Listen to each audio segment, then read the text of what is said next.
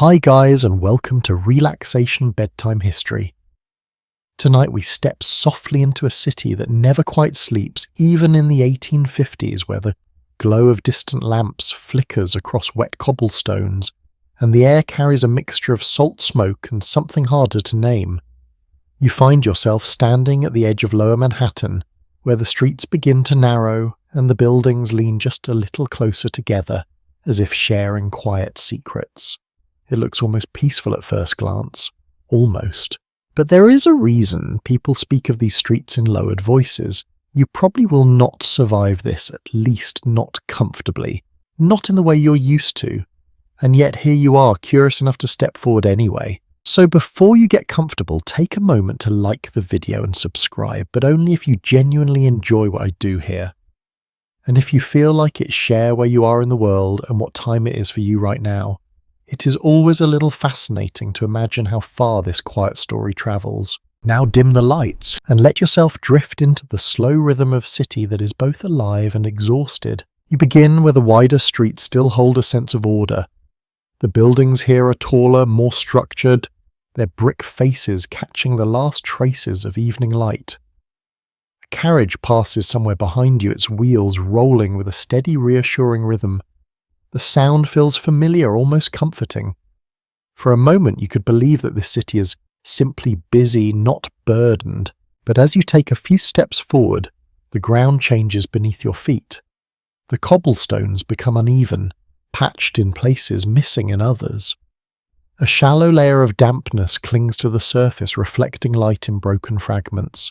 Your boots make a softer sound, now less distinct, as if the street itself is absorbing your presence. You notice the space narrowing, not suddenly, not dramatically, but in a gradual, almost polite way. The buildings draw closer together. Windows appear smaller, some cracked, some covered with cloth instead of glass. A faint murmur replaces the clearer sounds of the main road. It is not louder exactly, it is more constant. Voices, footsteps, distant laughter, a cough that lingers just a little too long. A widely accepted historical understanding suggests that by the mid-19th century, New York City had become one of the fastest-growing urban centers in the world, driven by waves of immigration and rapid industrial expansion. You feel that growth here not as something grand, but as something crowded, as if too many lives have been pressed into too little space. The air shifts. At first it is subtle, a thickness you cannot quite name. Then it becomes clearer. Smoke from cheap fuel, the sharp edge of waste, the sour trace of water that has not been cleaned for some time. It does not overwhelm you immediately. Instead, it settles in layers, each one adding to the last, until the air feels heavier than it should. You slow your pace without realizing it. There is no sign telling you that you have crossed into a different part of the city. No boundary marked in stone. But your body understands before your mind does. Something here requires a different kind of attention. You pass a doorway where two figures stand close together, speaking in low voices. Their words are not meant for you, and yet their tone carries a quiet urgency. A child moves past them barefoot despite the damp ground, stepping carefully as if avoiding something invisible. The child does not look at you.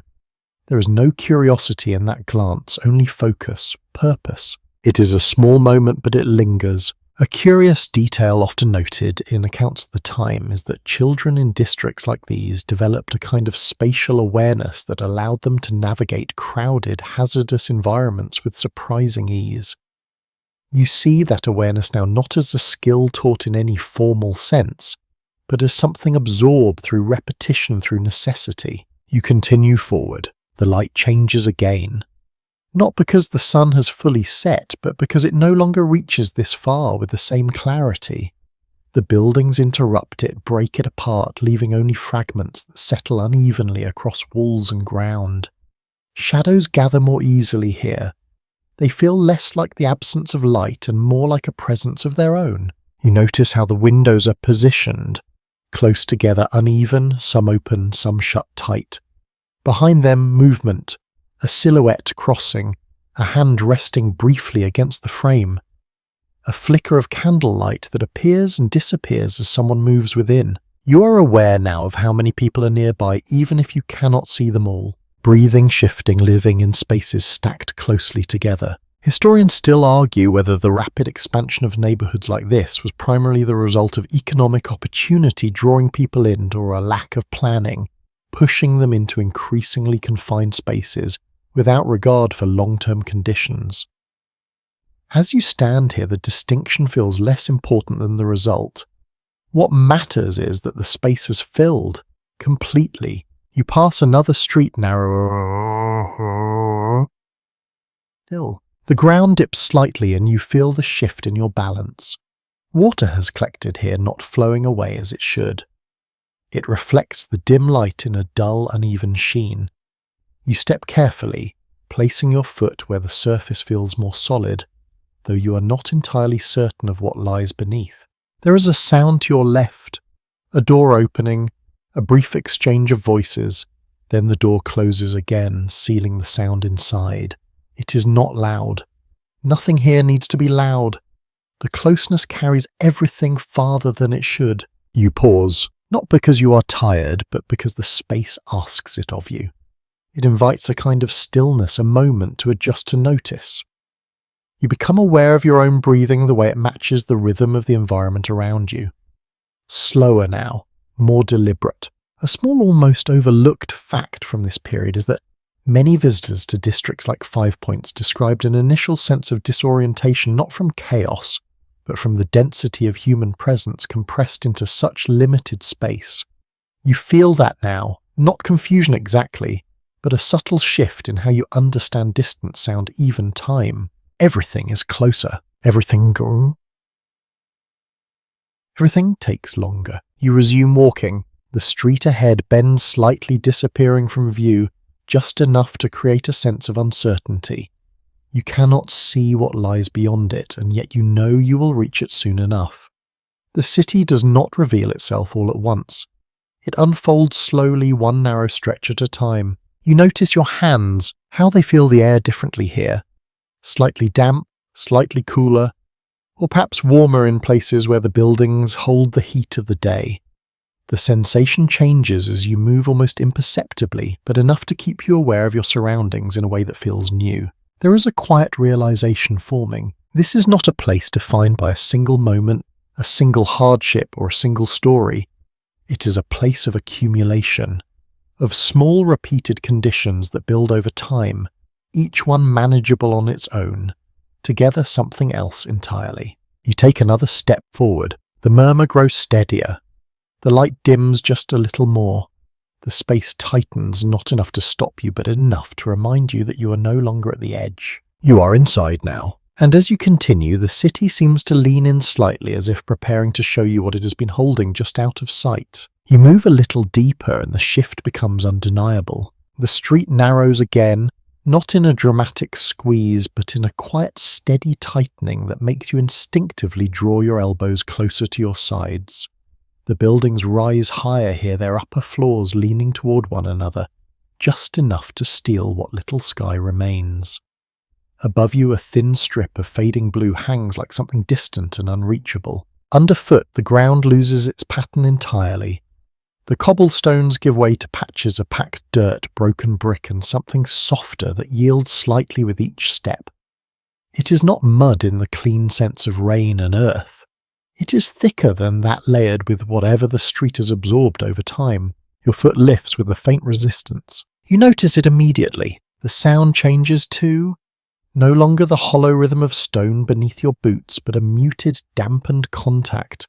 It feels as if the street is holding on to every step, reluctant to let anything pass too easily. A commonly observed historical detail is that parts of 5 Points were built over filled-in ponds and marshland which never fully drained, leaving the ground unstable and often saturated. As you stand here, that fact becomes physical. The land itself feels unsettled, as though it remembers what it used to be. You take another careful step. Voices surround you now, closer than before. Not raised, not chaotic, but constant. Conversations overlap without fully blending. A woman speaking sharply from a doorway. A man answering from somewhere out of sight. A low laugh that cuts through the air then fades. None of it is directed at you, and yet you cannot help but feel included in the space they create. There is no privacy here, not in the way you understand it. You pass a narrow gap between two buildings barely wide enough for a person to slip through sideways. Within it, shadows deepen, quickly swallowing the last of the evening light. Somewhere inside, something shifts, a quiet movement. The scrape of wood against stone. You do not linger. Instead, you keep to the main path, if it can be called that. The street curves slightly, and with that curve comes a new layer of sensation. The smell intensifies. Not suddenly, but steadily, as if you're moving through gradients rather than crossing a single boundary. Smoke lingers low in the air, trapped between the buildings. Beneath it a sourness. Rotting food, stagnant water waste left too long without removal. You breathe through your nose at first, then find yourself switching to your mouth without fully deciding to. It is not that the smell is unbearable, it is that it is constant. A lesser-known observation from visitors at the time mentions how quickly newcomers adapted their breathing learning to filter the air instinctively, rather than react to it each time. You recognize that adjustment happening within you now, subtle but undeniable. Your eyes begin to notice more. The walls are marked not with deliberate design, but with the accumulation of use. Soot stains rising in uneven patterns. Scratches where carts or crates have brushed too close. Damp patches spreading outward from unseen sources. In places, the brick has darkened so deeply that it no longer reflects light at all. A window above creaks open. You glance up. A face appears for a moment, half lit by a candle behind it. The expression is unreadable, not unfriendly, not welcoming, simply observant. Then the window closes again and the light disappears, leaving only the outline of the frame against the wall. You continue. There is a rhythm here, though. It takes time to feel it. Not the steady order of a planned street, but something more organic. Movement flows around obstacles rather than removing them. People step aside, shift, adjust all without breaking stride. You find yourself doing the same, altering your path without conscious thought. A child darts past you, close enough that you feel the brush of movement against your coat, though no contact is made. The child moves quickly, weaving between figures, slipping through spaces that barely exist. In a moment they are gone, absorbed into the same layered motion that fills the street. Historians still debate whether the density of neighbourhoods like this created stronger social bonds through constant proximity, or whether it eroded trust by forcing too many lives into too little space. As you watch the people around you, the answer feels uncertain. There is awareness, certainly. Recognition. But connection seems to come in brief flashes, rather than steady lines. You notice a doorway slightly ajar. Inside, the glow of firelight flickers against rough walls. Shadows move across the space, hinting at more people than you can clearly see. The sound of voices carries outwards, softened by the barrier of the door. For a moment you are aware of the difference between inside and outside, though the boundary feels thin. You do not enter. Instead you walk on. The ground dips again, and this time the moisture is more obvious. A shallow puddle spreads across the path, its surface broken by faint ripples. Something has disturbed it recently, though you do not see what. You step around it carefully, placing your foot on a narrow strip of drier ground. The effort feels deliberate. Every movement here asks for attention. You begin to understand that nothing is entirely passive in this space. Not the ground, not the air, not even the walls.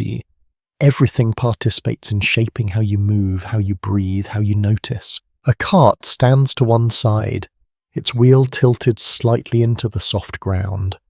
It looks as though it has been there for some time, its wood darkened by exposure, its contents indistinct in the low light. No one stands near it yet. It feels present in a way that is difficult to ignore. You pass it so slowly. The street ahead grows narrower still, though now the change feels expected, anticipated. You no longer resist it. Instead, you adjust with it, your steps shortening slightly, your shoulders turning just enough to navigate the shifting space. The sounds deepen, not louder but richer. layers upon layers of small noises that combine into something continuous. The rustle of fabric, the creak of wood, the distant clatter of something dropped and quickly retrieved. A cough that echoes briefly then fades. You realize that silence does not exist here in the way you know it. Even in the pauses there is presence. A subtle historical note often overlooked is that many residents of Five Points rarely experience true quiet, with sound becoming a constant companion that shaped sleep, thought, and daily rhythm. As you move forward, you begin to feel how that constancy settles into the body, not as irritation, but as a kind of baseline. You pause again briefly, not out of hesitation, but to take in the space as it is now. The light has dimmed further. The sky above is barely visible. The air feels thicker, warmer in some pockets, cooler in others where dampness gathers. You are no longer approaching this place. You are within it, and as you stand there adjusting to its texture, its rhythm, its quiet insistence, you sense that what lies ahead will not be a sudden revelation but a gradual unfolding. One detail at a time, one step at a time. You begin walking again. You follow the flow of the street until it leads you toward a doorway that seems no different from the others at first glance. The wood is worn its surface, marked by years of use, the handle smoothed by countless hands. It stands slightly open, just enough to suggest that entry is not restricted, only unspoken. You pause for a moment, then step inside. The change is immediate, though not dramatic. The air shifts first, warmer, thicker, carrying a mixture of smells that have nowhere to escape. Cooking damp fabric, stale breath smoke that lingers long after the fire has settled. It does not strike you all at once. Instead, it surrounds you, gradually settling into your senses. The light is dim. A single candle flickers somewhere deeper within the room, its glow uneven, creating soft edges rather than clear outlines. You allow your eyes to adjust, and slowly the space begins to take shape. The room is smaller than you expected. Not empty, but filled. Every surface holds something. A table pushed against one wall. A bed that is less a defined structure, and more a collection of blankets layered over a frame. A chair that leans, slightly as though it has been repaired more than once. The floor is partially visible, though much of it is covered by objects that have been placed where space allows rather than where design intends. And then you notice the people. At first, only movement, a shift of fabric, the outline of a figure sitting near the table, then another lying on the bed. Then more emerging as your eyes adjust further. A person near the far wall, partially obscured, a smaller figure seated close to the ground. You count without meaning to more than a handful. A widely accepted historical fact is that in many New York tenements of this period, it was common for a single small room to house entire families along with additional lodgers, sometimes reaching 8 or more people in a space meant for far fewer. You feel that reality now, not as a number but as a presence. The room breathes, not in a single rhythm but in overlapping patterns. One person inhales sharply, another exhales slowly. A soft cough interrupts, then fades. Fabric shifts as someone adjusts their position. The sound is constant but gentle, as if the room itself has learned to accommodate it. You step carefully, aware that every movement affects the space. The floor responds beneath your weight with a faint creak, and several heads turn not sharply but with quiet awareness. You are seen, acknowledged, then allowed to exist within the room without question. There is no introduction, no curiosity expressed aloud. Only recognition. A small, almost overlooked detail noted in some personal accounts is that in overcrowded tenements the presence of unfamiliar individuals was not always unusual, as shared space often extended beyond strict household boundaries. You sense that here. You're not entirely out of place, simply another body in a room already full. You move closer to the table. A woman sits there, her hands resting in her lap for a moment of stillness between tasks. The surface before her holds a few simple items. A piece of bread partly eaten, a cup that has been used often enough to lose its original colour, a cloth folded neatly though its edges are worn. She does not look at you directly, yet her awareness of your presence is clear. You notice how her posture holds both fatigue and control, a quiet balance. as if the room depends in some subtle way on her ability to keep its rhythm intact. Across from her, a man leans back against the wall, his eyes half closed. Not asleep, but resting in a way that suggests he has learned to take stillness whenever it appears. His boots remain on his coat, draped loosely around him. He does not fully relax. He cannot. On the bed, two figures lie close together, their forms barely distinguishable beneath the layers of fabric. The space does not allow for distance. Warmth is shared not by choice, but by necessity. Historians still argue whether such proximity strengthened family bonds through constant interaction or strained them through the absence of personal space. As you observe the room, the answer feels layered. There is closeness here, certainly, but it carries weight as well as comfort. You notice the walls. They hold the marks of time, stains that have spread and darkened, scratches that suggest movement, adjustment, repair. In one corner, a patch of dampness has formed, its edges irregular, its presence persistent. It does not appear to concern anyone. It is simply part of the room. A faint draught moves through, though you cannot immediately tell from where. Perhaps a gap in the wall. Perhaps the door behind you. It carries with it a slight chill that contrasts with the warmth of the gathered bodies. You become aware of the air again, not just its smell, but its texture. It feels used as though it has been breathed many times before reaching you. Each inhale carries a trace of what has come before. Each exhale adds to what remains. A quirky historical tidbit occasionally mentioned in descriptions of tenement life is that some residents would sleep in shifts with one group resting while another worked, allowing limited bedding space to serve multiple people across the night. As you look at the bed, the idea feels less unusual, more like a practical response to a space that offers no alternatives. You shift your weight slightly. The floor answers with another quiet sound, and again the room adjusts. A person moves to create a small path, not out of courtesy, but out of habit. Movement here is negotiated continuously without the need for words. You take a step toward the far side of the room. A child sits there, their back against the wall, their gaze steady. Not curious, not wary, simply observant. Their hands rest loosely in their lap, though there is a readiness in their posture as if they are accustomed to moving quickly when needed. You hold that moment briefly, then let it pass. The candle flickers again, its flame bending slightly as the air shifts. Shadows stretch and contract across the walls, softening the edges of everything. The room becomes less defined, more fluid, as light and movement blend together. You begin to understand something quietly. This is not a temporary arrangement, not a space waiting to be improved or expanded.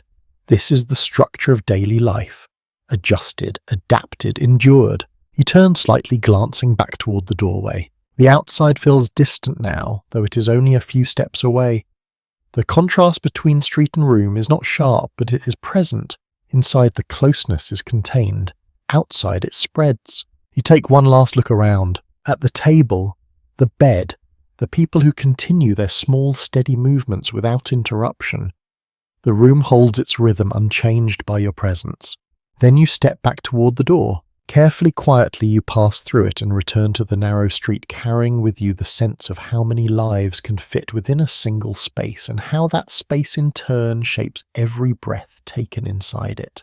You step back into the street, and for a moment the air feels almost lighter, though you quickly realize it is only different, not cleaner. The closeness of the room lingers with you, a memory of shared breath and dim light that does not entirely fade as you move forward. The path ahead slopes gently, and you follow it without thinking too much about where it leads. In places like this, direction is less about maps and more about flow. You move where space allows, where the ground feels slightly more stable, where others have already passed. A faint glimmer catches your attention. At first, you think it is light reflecting off something metallic, but as you approach, you see it is water. A shallow well sits near the edge of the street, its wooden frame worn smooth by use. A rope hangs loosely over the side, attached to a bucket that has seen better days. Someone stands there waiting. A woman holds the rope in one hand, her posture patient but alert, as though she is measuring time in small, quiet increments. The bucket rests just below the surface, and when she pulls it up, the motion is steady, practiced. Water drips from the sides, darkening the ground beneath. You watch as she lifts it fully and sets it aside. The surface of the water inside is not clear. It carries a faint cloudiness, a suggestion of something suspended within it. Not immediately alarming, but not reassuring either. A well-documented fact from this period notes that many residents in Lower Manhattan relied on shallow wells that were easily contaminated by nearby waste, particularly in overcrowded districts where drainage systems were poorly developed or entirely absent. As you stand here, that detail becomes less abstract. The water is not simply water. It is a risk that must be accepted daily. The woman does not hesitate. She transfers the contents into a container, her movements efficient as though any pause would only delay what must be done.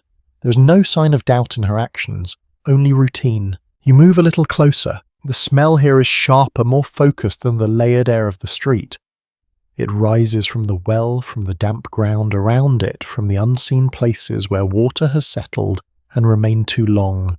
It is not overwhelming, but it is persistent, threading itself into each breath. You notice a narrow channel running along the side of the street. At first, it appears to be a simple depression in the ground, but as you follow it with your eyes, you see that it carries a slow, uneven flow. Water mixed with something thicker, darker. It moves reluctantly, as if the ground resists even this small attempt at direction. A curious observation recorded by some visitors is that in neighborhoods like this, the distinction between clean and unclean water often blurred in practice, with people developing a kind of cautious familiarity rather than a clear separation. You feel that ambiguity now. The water is used despite what it carries. You step carefully to avoid the channel. The ground around it is slick, and your footing becomes uncertain for a moment before you regain balance.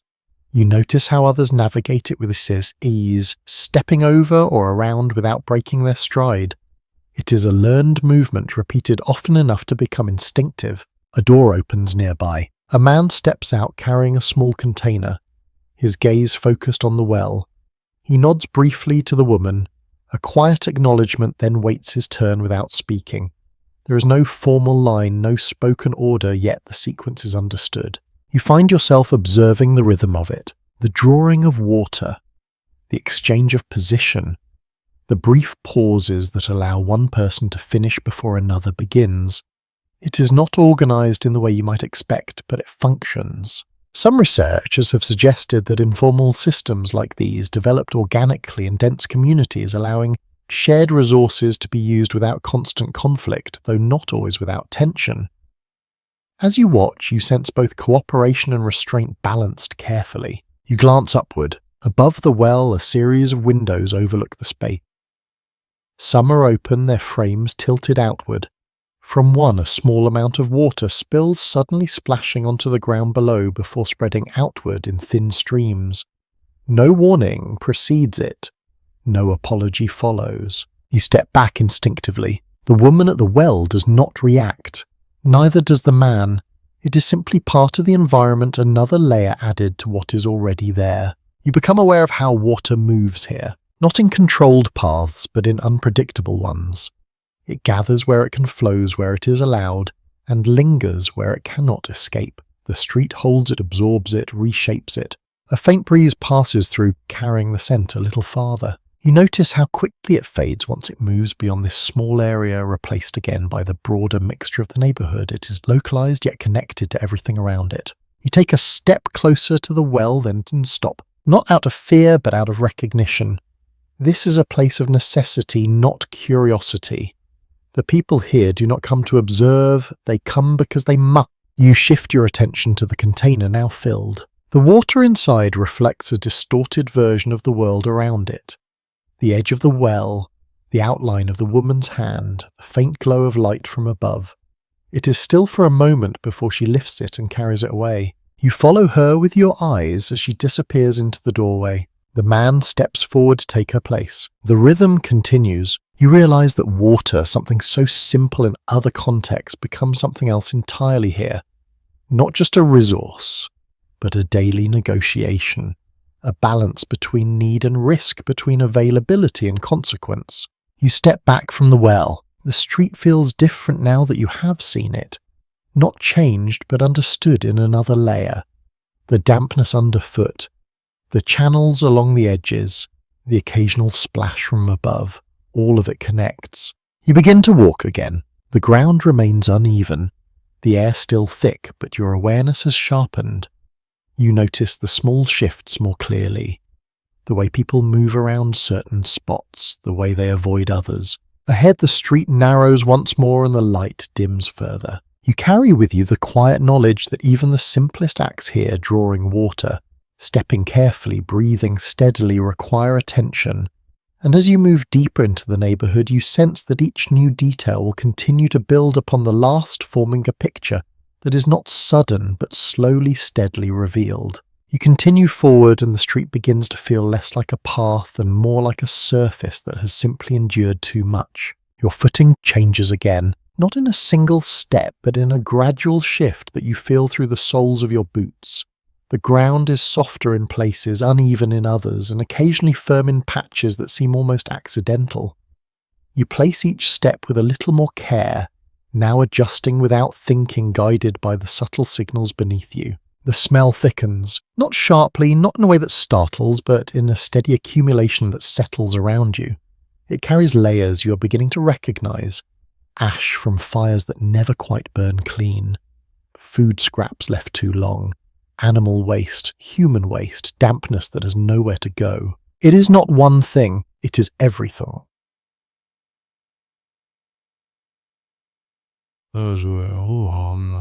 A foundational historical detail explains that in the absence of organised municipal sanitation systems during much of the mid-19th century, streets in poorer districts often served as informal dumping grounds for household refuse, creating conditions where waste accumulated faster than it could be removed.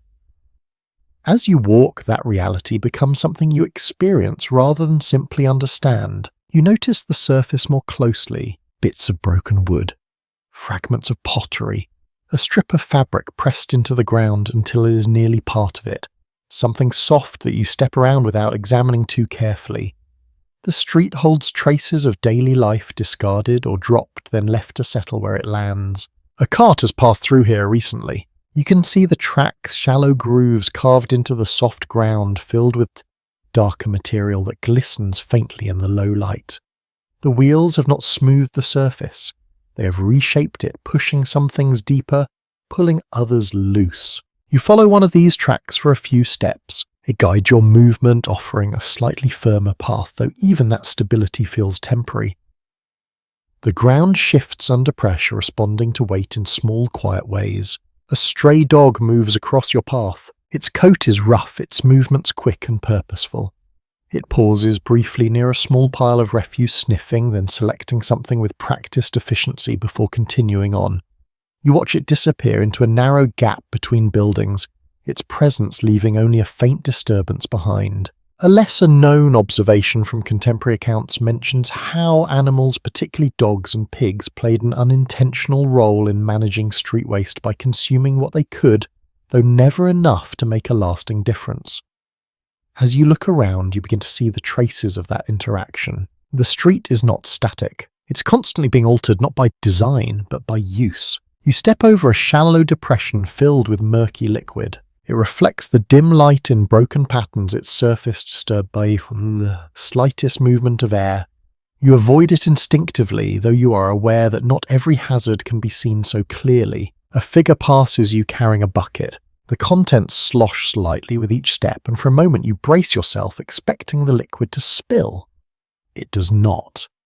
The person moves with careful control, navigating the uneven ground with a familiarity that you are only beginning to develop. They do not look at you. Their focus is entirely on the path ahead. You begin to understand how attention functions here. It is not scattered, it is concentrated.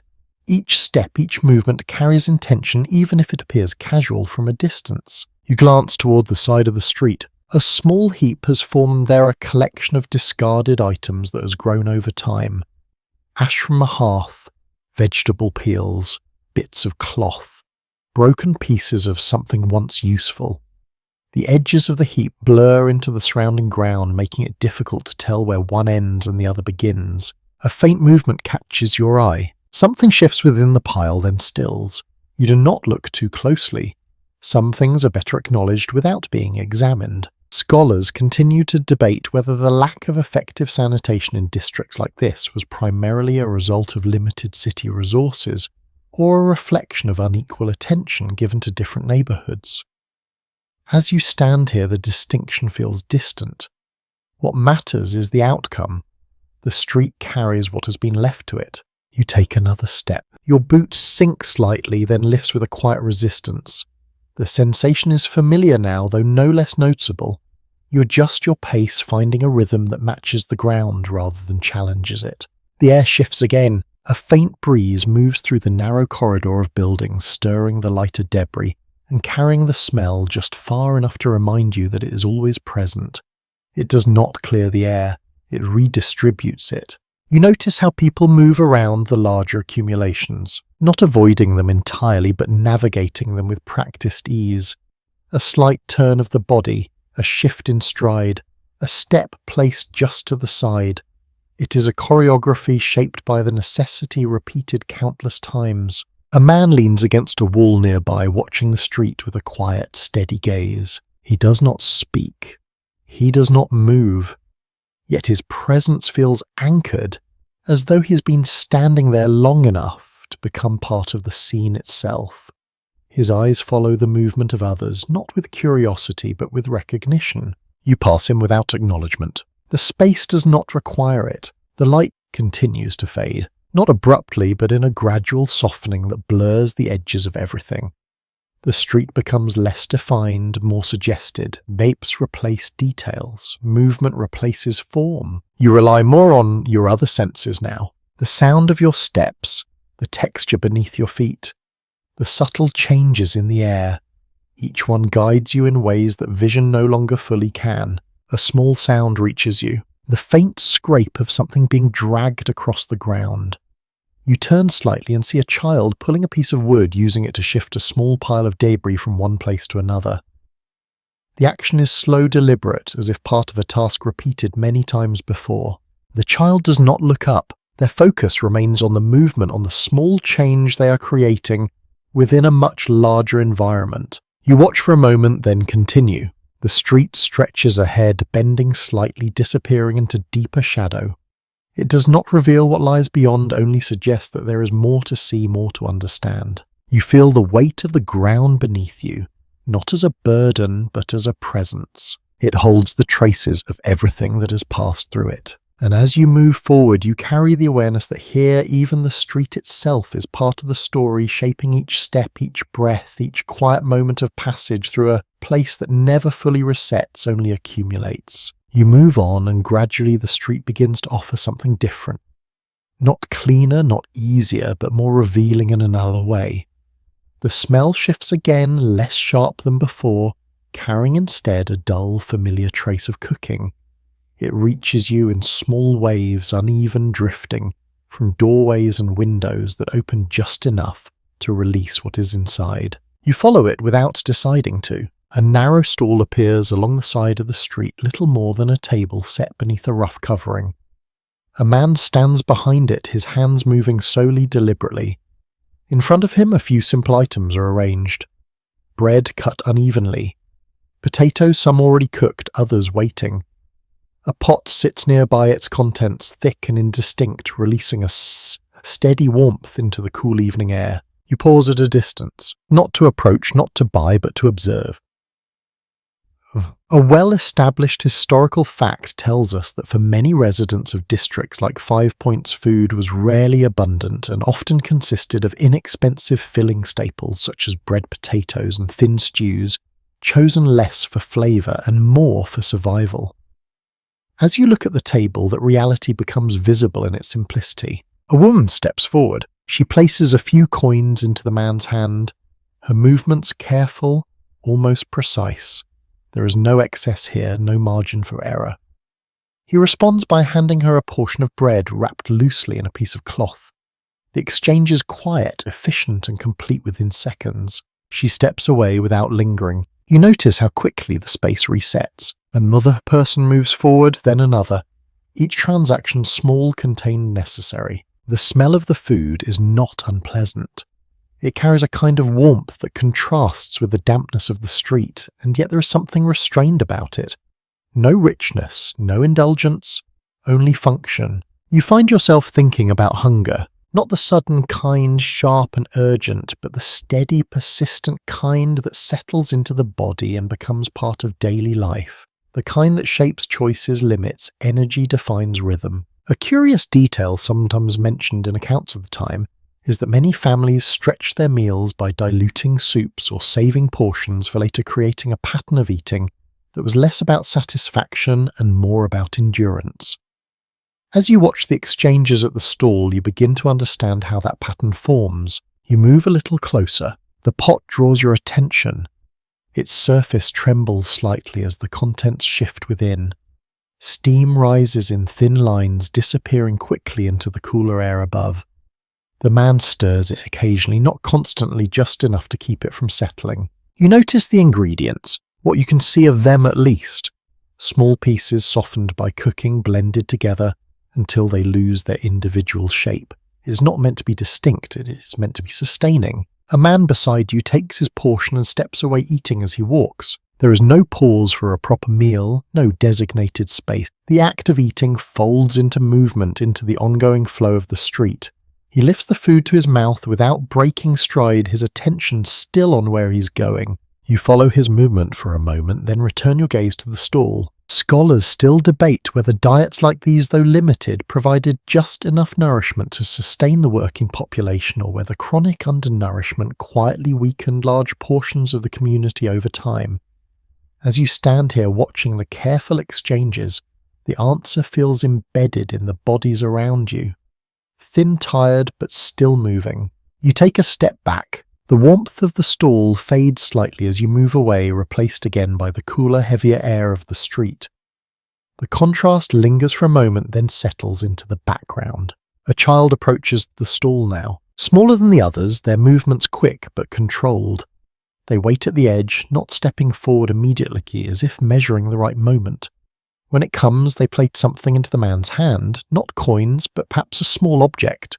The exchange is brief, unspoken. The man nods. He offers a portion in return. The child accepts it and moves away, disappearing into the same narrow flow you've been following. You remain still for a moment. There is something about the exchange that feels different, though you cannot fully name it.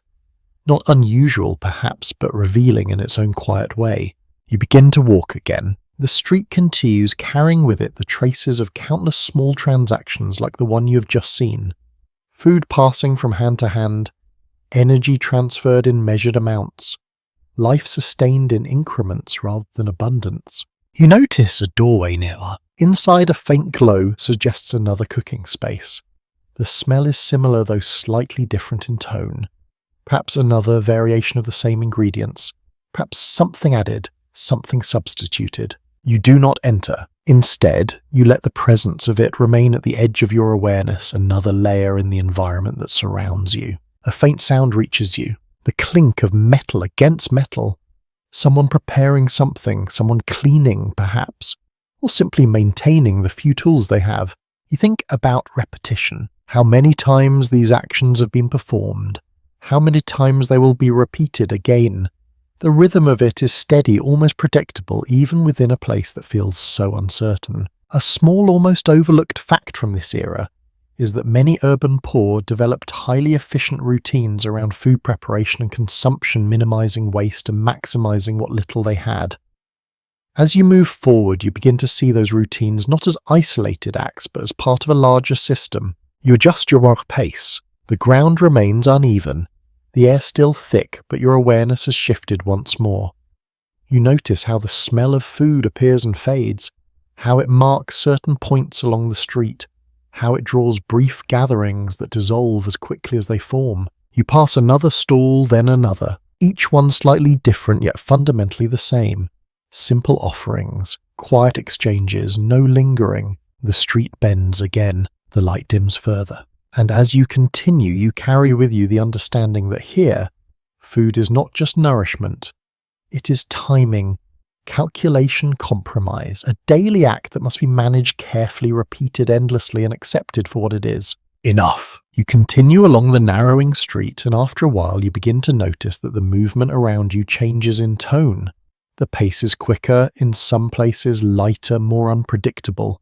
There is a different kind of energy here, one that slips between the slower rhythms of labour and survival. Children. At first you hear them before you clearly see them. Quick footsteps. A burst of laughter that rises suddenly then disappears just as fast. A voice calling out followed by another, in response the words blending into the surrounding noise, until they are no longer distinct. Then one runs past you, small, fast-moving, with a kind of precision that seems almost effortless. The child turns slightly to avoid you without breaking stride, then continues forward, weaving between bodies, slipping through narrow gaps that you would hesitate to attempt. You watch for a moment, then another appears, and another. They move differently from the adults, less measured, more fluid. Not careless, but unburdened by the same weight of caution.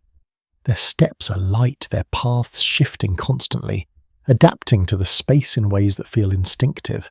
A well-documented reality of mid-19th century urban life is that many children in districts like 5 Points worked from a very young age, contributing to household income through small trades, errands, or informal labour.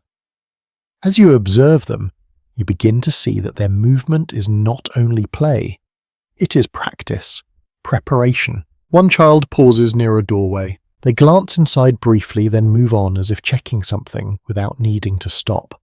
Another crouches near the edge of the street, picking up a small object from the ground and examining it for a moment before slipping it into a pocket. Nothing is wasted. Nothing is ignored. You continue walking. The street curves slightly, and with it the density of movement increases. Children appear in clusters, now gathering for brief moments before dispersing again. Their conversations overlap, quick and fragmented, shifting from one topic to another without pause. You notice how they use the space. A narrow passage becomes a shortcut. A raised section of ground becomes a place to balance briefly before jumping down. A cart left unattended becomes for a moment something to climb over or around. Their environment is not separate from them. It is part of how they move. An intriguing detail noted in some first-hand accounts is that children growing up in these environments often develop remarkable agility and awareness, able to navigate crowded, uneven streets with a confidence that surprised outside observers. You see that ability now not as something extraordinary, but as something entirely normal here. A boy passes you carrying a bundle. It is not large, but it is held with care. His expression is focused, his step steady despite the shifting ground. He does not run. He does not linger. He moves with purpose, as if the task itself defines his pace. Nearby, two girls sit close together on a low step. They are speaking quietly, their heads tilted toward one another. One holds a piece of cloth, working at it with small, precise movements. The other watches, occasionally offering a comment or adjustment. Their activity is calm, contained a contrast to the motion around them. You slow slightly as you pass. There is a sense here of multiple rhythms existing at once. Quick movement and stillness, play and work, observation and action. Scholarly interpretations differ on whether childhood in such environments was primarily shaped by hardship or by resilience, with some suggesting that early responsibility fostered strength, while others point to the long-term effects of limited safety and opportunity. As you look around, both ideas seem to exist side by side. A sudden burst of sound draws your attention. Laughter again, louder this time, followed by the rapid movement of several children running together. They pass close, their energy briefly surrounding you before moving on. One looks back over their shoulder, smiling, then disappears around the bend ahead. You notice how quickly the moment fades. The street returns to its steady hum as if nothing has changed. You step forward. A small group has gathered near the edge of the street, their focus directed towards something on the ground. You approach just enough to see. A simple game, objects arranged in a pattern, rules understood without being spoken aloud. One child takes a turn, then another. The sequence continues, each movement precise, practiced. There is no need for explanation. They know what to you. You stand for a moment watching the pattern repeat. Then without ceremony the group dissolves. One child leaves, then another. The game ends not with a conclusion but with a gradual dispersal. You continue on. The light has dimmed further now and the outlines of the street soften into broader shapes. The children adapt without hesitation. Their movement remains confident, guided by familiarity rather than visibility. A quieter observation sometimes mentioned in historical reflections is that for many children in such districts, the street itself functioned as both workplace and playground, blurring the line between necessity and recreation. You sense that blending here. The same space serves multiple roles, shifting according to need. You pass a narrow alley. From within you hear a softer sound. Not laughter this time, but a low conversation, perhaps a disagreement, perhaps something else. The tone is serious though not loud. You do not enter. You simply acknowledge it as part of the larger environment. A child stands near the entrance. They watch you as you pass, their expression steady, unreadable. Then they turn back toward the alley, their attention returning to whatever is unfolding inside. You move on. The street stretches ahead, still uneven, still layered with the traces of everything that has come before. Yet now it carries something else as well. A sense of movement that is not only survival but adaptation. You begin to understand that the children here are not separate from the environment. They are shaped by it, and in turn they shape it. Their presence adds another layer to the space, one that is quick responsive, constantly shifting. It changes how the street feels, how it moves, how it breathes, and as you continue deeper into the neighborhood, you carry with you the awareness that life here begins early, learns quickly, and rarely pauses for long. You move forward and the pace of the street settles again, not slower exactly, but steadier. The quick bursts of motion from before fade into the background, replaced by something more continuous, more sustained. The energy here does not spike and disappear. It holds. You begin to notice the women more clearly, not because they were absent before, but because your attention shifts toward the patterns they create. Their movement is not hurried in the same way as the children, nor as irregular as the men passing between tasks. It is layered, overlapping, often carrying more than one purpose at once.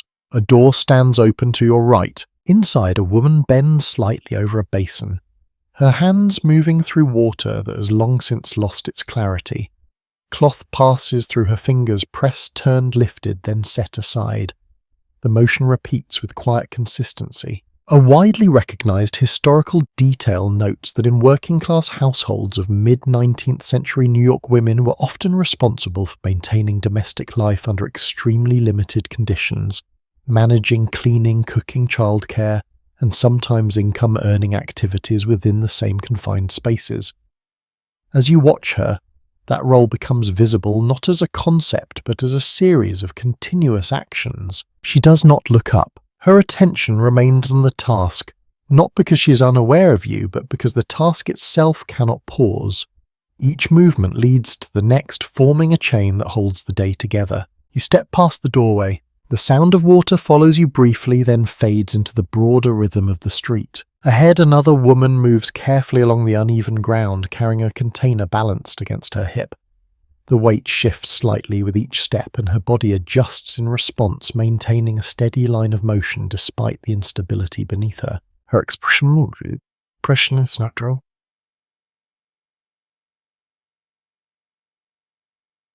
To focused. There is no excess movement, no wasted energy. Each step serves a purpose. A smaller detail sometimes mentioned in personal accounts is how women in these neighborhoods developed a refined sense of balance and efficiency, able to carry heavy loads through crowded, unpredictable spaces with minimal disruption.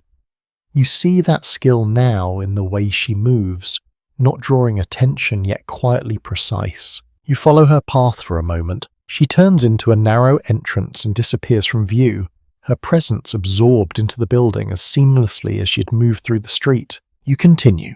The sounds around you shift again. A low conversation from one doorway, the soft cry of an infant from another, the steady rhythm of something being struck, perhaps a tool against wood, perhaps a utensil against a surface. You begin to notice how many tasks are happening at once, not in isolation but in layers that overlap and intersect. Cooking, cleaning, mending, watching, carrying. Each one small on its own, together something much larger. You pass a group gathered near the edge of the street. Several women stand close together, their voices low, their expressions attentive. The conversation is not hurried. It unfolds gradually, each person adding something, adjusting something, responding in turn. There is a sense of exchange here, not only of words, but of information, of support, of shared understanding. Some historians suggest that informal social networks among women played a crucial role in sustaining communities under difficult conditions, providing assistance and knowledge that formal systems failed to offer. As you observe the group, that idea feels grounded in what you see. One woman gestures slightly, her hand moving in a small arc as she speaks. Another nods, her gaze steady. A third adjusts the cloth draped over her shoulder, her attention shifting between the conversation and the movement of people passing nearby. You do not linger long. The space feels full, not closed but complete in itself. You move on. A narrow stairway appears along the side of a building leading upward into shadow. A woman stands at its base holding a small bundle. She pauses for a moment, adjusting her grip, then begins to climb. Her steps are measured, careful. The stairs creak faintly beneath her weight, each sound echoing slightly in the confined space. She does not rush. The ascent is part of the rhythm, another task within a sequence of tasks. You watch until she disappears from view, then you continue. The air feels slightly warmer here, though the source is not immediately clear. Perhaps a fire burning somewhere within the building. Perhaps the accumulation of bodies and activity in a confined area. You notice a window just above eye level. It is partially open, and from within you catch a glimpse of movement. A hand passing something across the space. A figure leaning forward then back. The details are brief, fragmented, yet they suggest a continuity that extends beyond what you can see. Scholars have long debated whether the burden placed on women in such environments was primarily a reflection of traditional roles carried into urban life or an adaptation to the specific demands of overcrowded, resource-limited conditions. As you move through the street, the distinction feels less important than the outcome. The work continues. You step around a small obstruction in the path, adjusting your movement as others do. The rhythm of the street carries you forward, but now you are more aware of the structure beneath it, the unseen framework that holds everything together. A woman passes you carrying a basket. Inside, you catch a glimpse of items arranged with care. Not many, but enough. She moves with the same quiet efficiency. You have begun to recognize her path steady despite the shifting ground. You notice how little is wasted. Not in movement, not in time, not in effort. Each action seems to connect to another, forming a continuous flow that rarely stops. You slow slightly, not because you are tired, but because the environment invites a different pace, one that allows you to observe without interrupting, to move within rather than against. The light has dimmed further now. Shadows deepen, softening the edges of the buildings, blending the figures into the space around them. The street becomes less defined, more fluid, and yet the activity continues, unbroken. You take another step forward, carrying with you the understanding that here, much of what keeps life moving is not visible at first glance. It exists in repetition, in small acts performed without pause, in the steady presence of those who hold the structure together without drawing attention to themselves. And as you move deeper into the neighborhood, you begin to sense that this quiet, persistent labor is not only part of the story, it is the foundation of it. You move on, and gradually the rhythm shifts again, becoming heavier, more deliberate. The motion around you slows in places, not from stillness, but from effort. There is a weight here that settles into each step, each gesture, each pause. You begin to notice the men more clearly now. Not because they were absent before, but because their movements stand out against the quieter, layered activity you have just passed through. Their presence feels more linear, more tied to direction and destination, even when that destination is uncertain. A man passes you carrying a length of rope. It drags slightly along the ground behind him, collecting dampness and fragments of debris as it moves. He does not look down. His attention remains fixed ahead, his pace steady, his shoulders slightly tense, as though the rope itself carries more meaning than its weight suggests. An established historical observation points out that many working-class men in mid-19th century New York depended on irregular labour, often finding work on docks and construction, or through day-by-day hiring systems that offered little stability. As you watch him, that uncertainty feels present, not spoken, but embedded in the way he moves. You continue. A small group stands near the edge of the street, their conversation low but focused. Their posture suggests waiting rather than resting. Hands in pockets, arms folded. A glance toward the direction of the waterfront, though it is not visible from here. You sense anticipation, not for something specific, but for the possibility of work. The chance that something might appear. A task, a call, a moment that shifts the day from uncertainty into purpose. One man adjusts his coat, pulling it closer around him, despite the lingering warmth in the air. Another shifts his weight from one foot to the other, the motion subtle but repeated, as though the body cannot remain still for too long without discomfort. You pass them without interruption. The conversation continues behind you, its tone unchanged by your presence. A quieter detail sometimes mentioned in accounts of the time is that many labourers developed informal gathering points where they would wait for opportunities, creating spaces defined not by structure but by expectation. You feel that here. The street itself becomes a place of waiting. You walk on. The ground remains uneven, though your steps have adapted to it now. You no longer hesitate as often.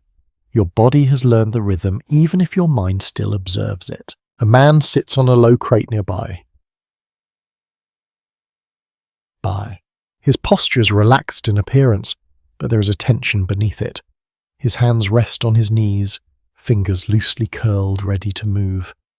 His gaze shifts, occasionally scanning the street, not searching for anything in particular, but remaining alert. You notice the quiet endurance in that stillness. It is not rest. It is readiness held in place. Scholarly perspectives differ on whether this constant uncertainty in employment fostered resilience among workers or gradually eroded their sense of stability and identity.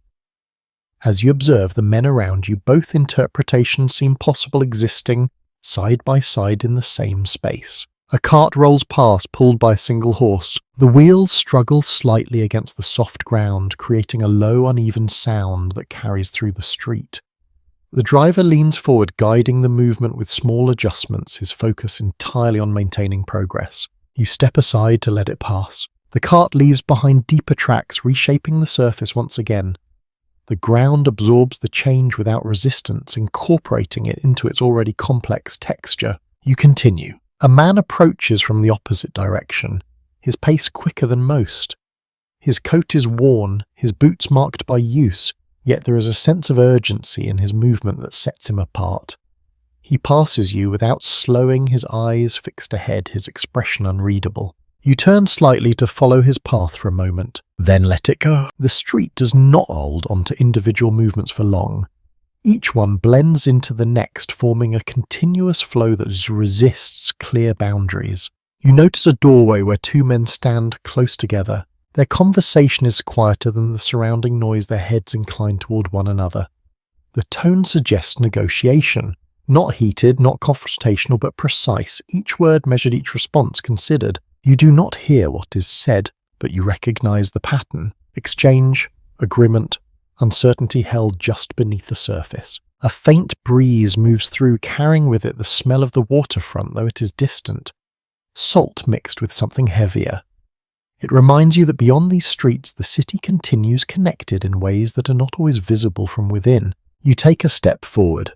The light has dimmed further and the shapes around you soften. The men remain visible, though less defined, their outlines blending into the broader scene. You begin to notice how fatigue settles into their movements. Not dramatic, not exaggerated, but present in the way. Shoulders lower slightly in the way.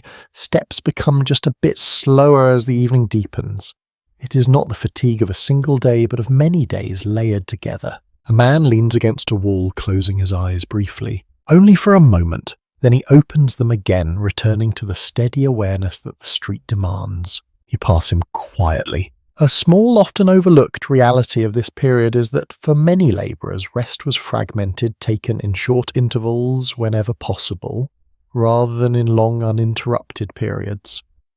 As you move through the space, you begin to see those fragments everywhere. A pause here, a moment of still there. Then movement again. You continue forward. The street bends slightly, leading you deeper into the neighbourhood. The sounds remain constant, though their tone has shifted, becoming softer, more subdued as the night settles in. You carry with you the sense that here work is never entirely separate from waiting, and waiting is never entirely free from work. Each step holds both. And as you move on, you begin to understand that for many of the men around you, the day does not follow a clear beginning or end. It stretches, it pauses, it resumes, always shaped by what may or may not come next. You continue forward and the street begins to carry something else now, something layered into the voices that surround you. The sounds shift in tone, not louder but more varied. Words overlap in accents that do not always match rhythms of speech that rise and fall differently, creating a kind of texture that feels both unified and divided at the same time. You begin to hear the Irish voices more clearly, not because they dominate every corner, but because they appear often enough to form a pattern. The cadence is distinct, the phrasing shaped by another place, another memory carried across the ocean and now settling into these narrow streets. A broadly accepted historical point explains that by the 1850s, large numbers of Irish immigrants, many fleeing the Great Famine, had settled in areas like 5 Points, forming dense communities shaped by shared language, hardship, and adaptation to a new urban life. As you listen, that migration feels present, not as a distant event, but as something still unfolding. You pass a small cluster gathered near a doorway. Their conversation is animated, though not loud. Hands move as they speak, gestures adding shape to their words. You catch fragments of phrases, references to places you do not fully recognize, names that carry weight for those who speak them. There is familiarity here, not just between the people, but between them and the sound of their own voices. You continue walking. The street narrows again and the buildings seem to press closer, amplifying every sound. Voices echo slightly overlapping in ways that make it difficult to separate one conversation from another. You hear laughter, then a sharp response, then laughter again, softer this time. It is not conflict, it is adjustment. A quieter detail often mentioned in contemporary observations is that immigrant communities frequently recreated elements of their home cultures within these crowded neighborhoods, maintaining traditions in speech, food, and social habits, even as they adapted to new surroundings. You begin to sense that layering here, the old and the new existing side by side. A man leans against a wall, speaking to another in a tone that carries both ease and intensity. Their words move quickly, the exchange fluid, as though the conversation has been ongoing long before you arrived. You do not understand every word, but you understand the rhythm of it, the familiarity, the shared ground. You move past them. Ahead, another group stands near a corner, their voices quieter, more contained. The language shifts slightly, the cadence different. You cannot place it precisely, but it adds to the sense that this place holds more than one story at once. You begin to notice the small differences, clothing worn in slightly different ways, gestures that carry distinct meanings, the way people gather, how they stand, how they move within the space. Scholars continue to examine whether these tightly packed immigrant communities fostered strong mutual support networks, or whether competition for limited resources created divisions that were difficult to overcome. As you observe the street, you sense both possibilities. Moments of connection, moments of distance. A child runs past you, calling out in a voice that blends two influences, one from the past, one from the present. The sound lingers briefly, then fades. You continue. A doorway opens, and for a moment you catch a glimpse inside. A small group gathered around a table. The light is warmer there, the space filled with voices that overlap in a different way. More contained, more inward. Then the door closes and the sound is reduced to a soft murmur. You realize how much of life here exists just beyond what you can see. The street offers fragments, the rest remains inside. A faint breeze moves through, carrying with it the smell of food, of smoke, of dampness, blending them together into something that feels constant, though never quite the same from one moment to the next. You adjust your pace. The ground remains uneven, but your steps have found their rhythm. You move with more confidence, now your body responding to the subtle shifts without hesitation. A man passes you, speaking under his breath. The words are not directed at anyone nearby, yet they carry a weight as though part of a larger thought that has been unfolding over time. He does not slow. He does not look around. He simply continues, his voice fading into the surrounding noise. A small, often overlooked observation is that in environments like this, language itself becomes a tool of navigation, shaping how people connect, how they separate, how they understand their place within the larger community. As you move through the street, you begin to feel how those layers of language shape the space around you. You pass a group of women speaking quietly. Their voices are softer, their words measured, yet there is a strength in the way they hold the conversation, a steadiness that contrasts with the shifting sounds elsewhere. You do not interrupt. You simply move through. The light dims further. The sky above is now barely visible, reduced to a narrow band of darkness between the buildings. The street is lit more by what comes from within the windows than from anything above. You notice how the voices change with the light, softer now, more contained, as if the night itself encourages a different kind of speech. You take another step forward. The street continues, carrying with it the echoes of many places brought together in one confined space. Each voice adds something. Each accent, each rhythm, each fragment of language contributes to the whole. And as you move deeper into this layered environment, you begin to understand that here identity is not singular. It is shared. It is adapted. It's carried in the way people speak, the way they listen, the way they remain connected to what came before while navigating what exists now. You continue walking, the sounds of many worlds blending quietly around you. You continue forward, and after a while something shifts that is not immediately visible. It does not announce itself. It does not arrive with a sudden change in sound or movement. Instead, it settles into the space, quietly woven into the air, into the bodies around you, into the pauses between actions. You begin to notice it not as a single event, but as a condition that exists alongside everything else. Illness. At first, it is subtle, a cough from somewhere behind you. Then another from a different direction. Not synchronized, not dramatic, just present.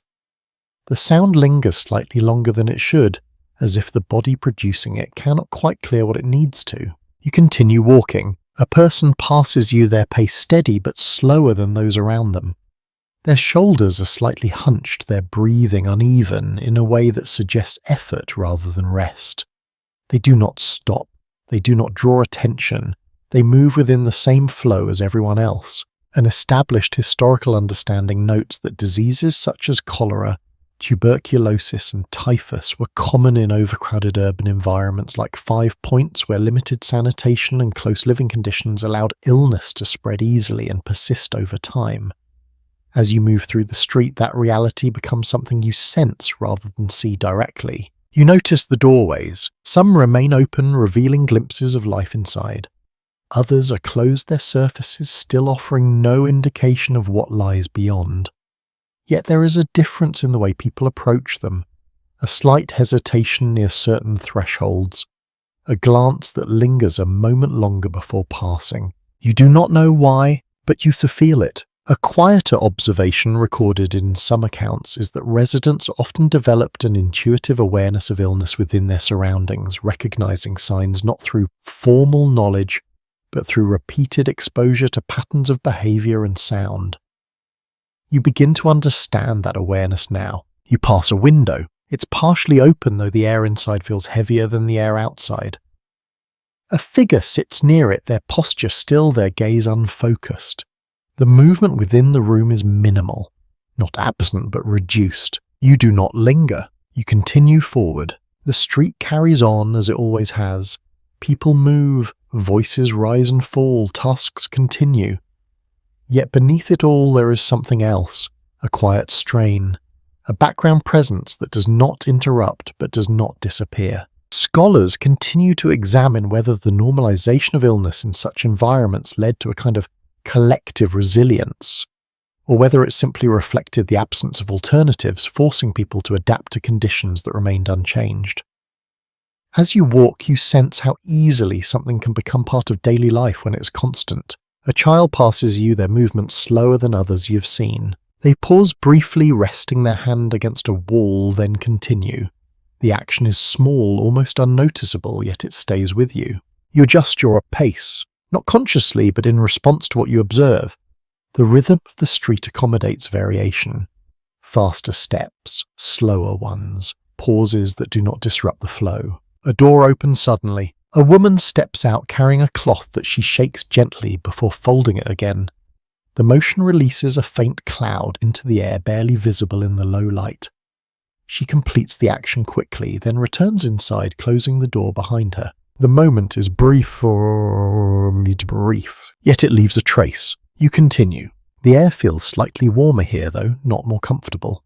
It carries a weight that settles into your breathing, making each inhale feel just a little more deliberate. You become aware of your own body. The way you breathe, the way you move, the way you respond to the environment around you. A small, often overlooked detail from this period is that many people living in such conditions experienced ongoing low-level illness that did not always result in immediate crisis, but gradually affected their strength and endurance over time. As you observe the people around you, you begin to see how that might manifest, not in dramatic collapse, but in subtle shifts. A slower step, a longer pause, a quieter voice. You pass another group gathered near a doorway. Their conversation is softer than others. You've heard their tone more contained. There is a seriousness to it, though, not alarm. They speak in measured phrases, as if navigating something that requires care. You do not stop. You simply move through. The light continues to fade. Shadows deepen, blending the edges of the street into broader shapes.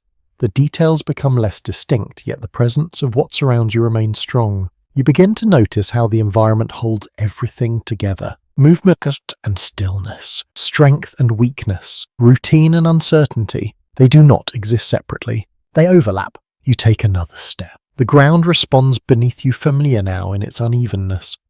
The air shifts slightly, carrying with it the same layered scent you have come to recognize. Nothing has changed, and yet everything feels different. You understand now that illness here is not always an event. It's a condition that moves quietly through the space, touching lives in ways that are not always visible, not always spoken, but always present. You continue walking, carrying that awareness with you, as the street unfolds further ahead, revealing more of what it holds, one quiet detail at a time.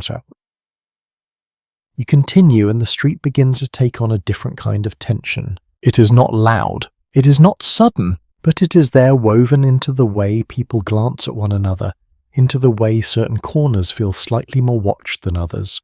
The movement remains steady, yet there is a subtle edge beneath it, a sense that not every space carries the same level of ease. You notice it first in how people position themselves. A man stands near the corner, not leaning, not resting, but placed. His stance is deliberate, his gaze moving slowly across the street without fixing on any one point for too long.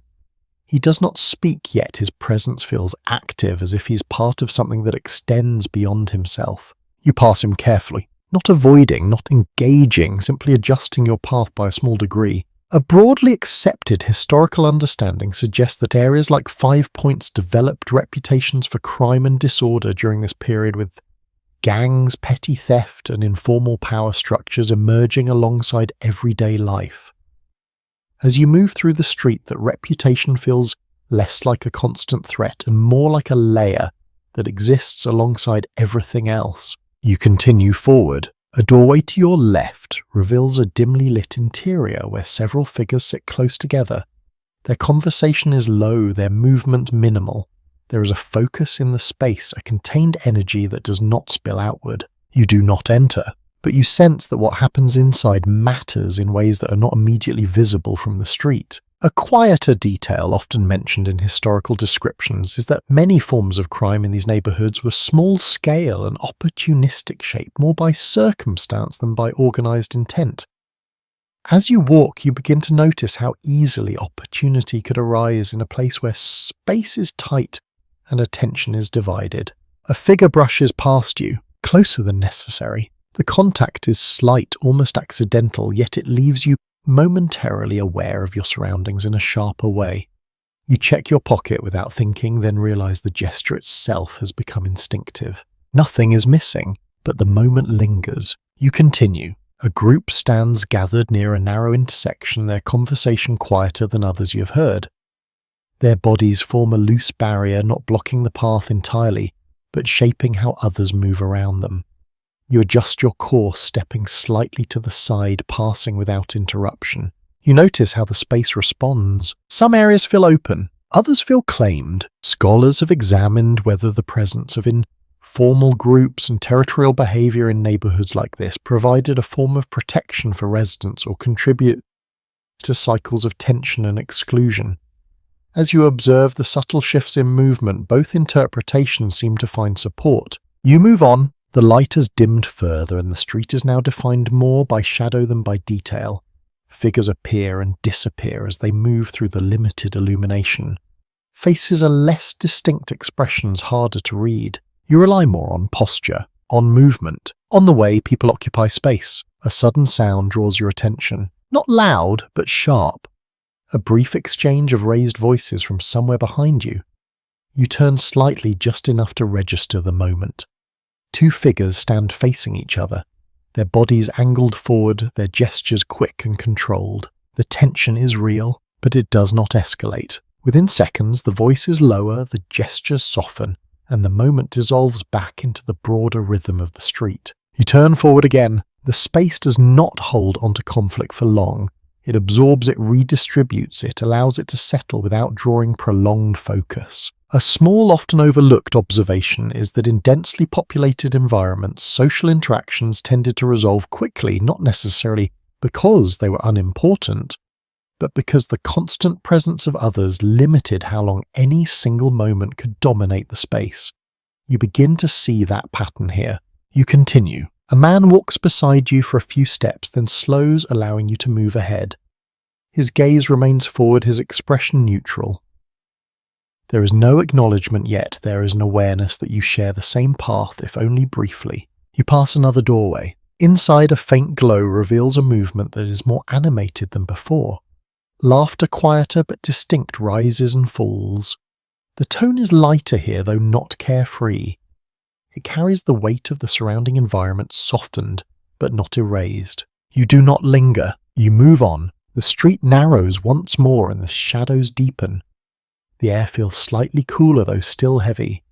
The sounds remain constant, yet their texture shifts, becoming more contained, more inward. You begin to understand how reputation forms, not from a single event, not from a serious experience, but from the accumulation of moments like these: brief tension, careful movement, unspoken awareness. You take another step. The ground responds beneath you, familiar now in its unevenness.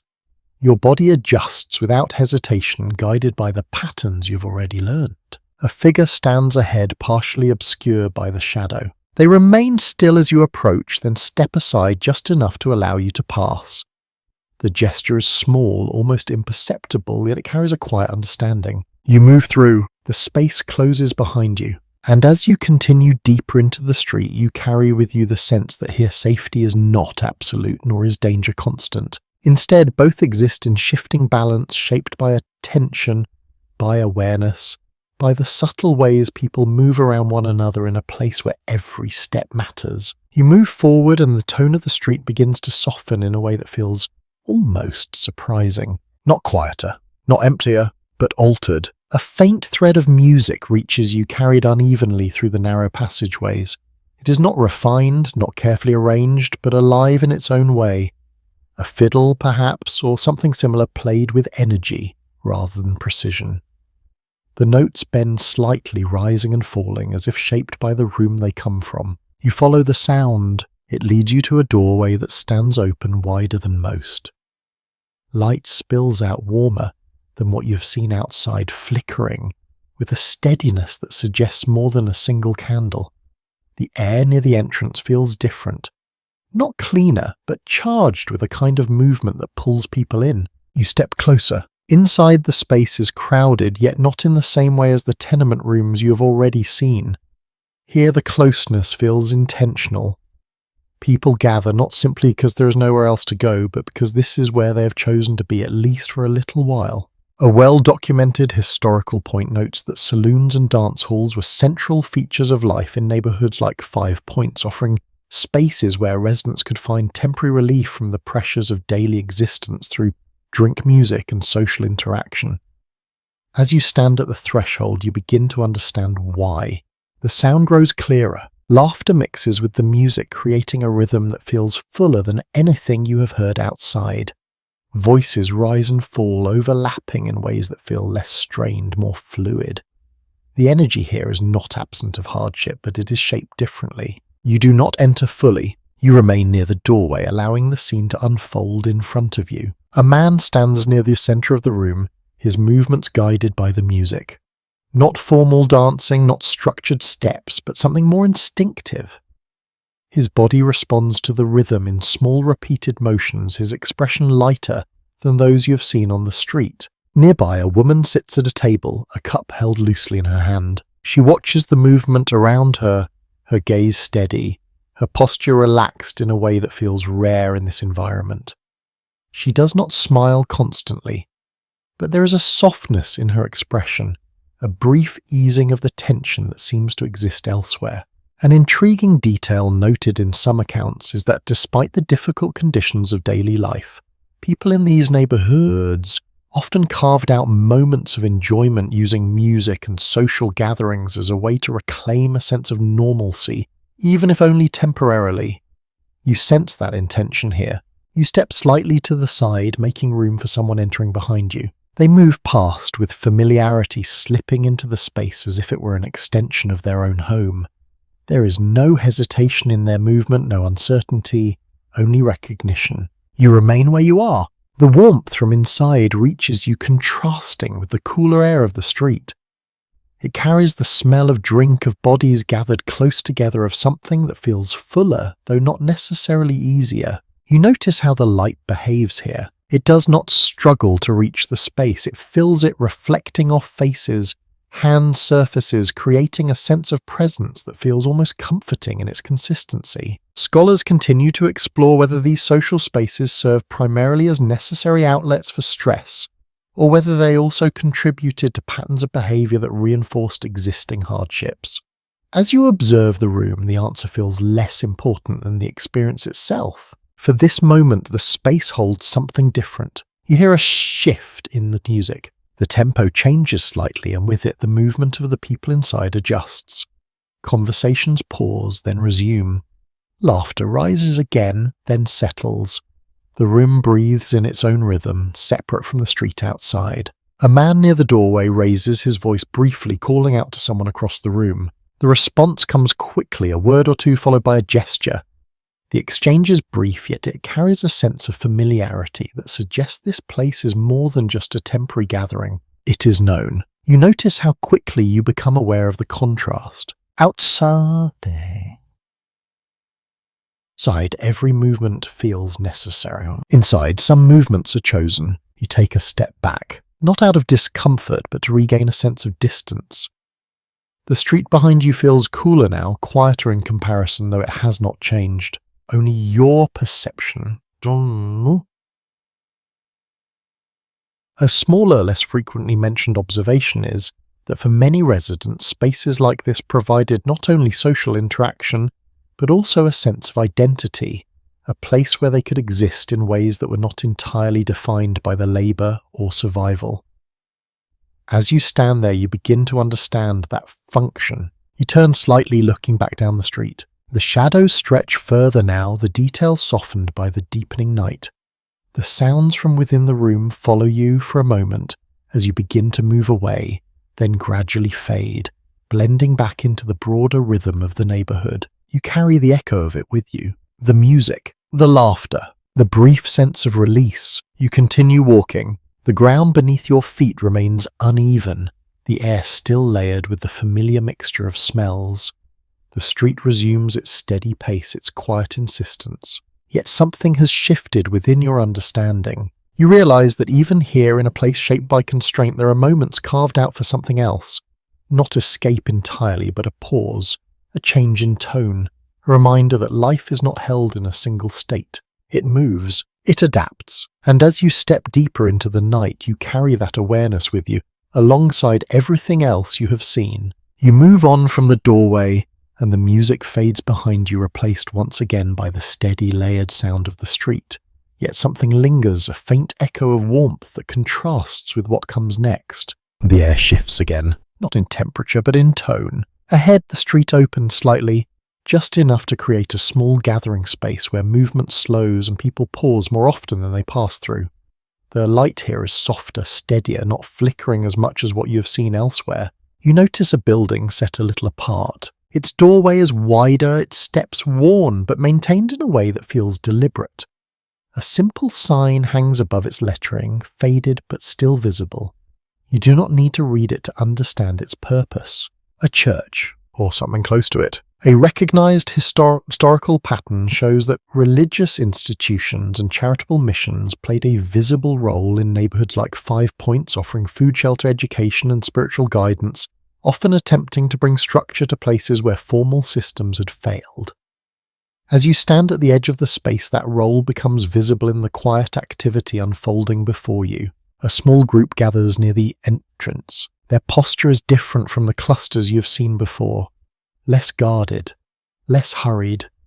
People stand with a kind of stillness that feels intentional, as if they've chosen to pause rather than being forced to. A woman steps forward holding a small bundle. She exchanges a few words with someone inside the doorway, then receives something in return.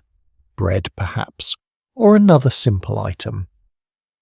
The exchange is gentle, unhurried, marked by a tone that differs from the transactions you observed earlier.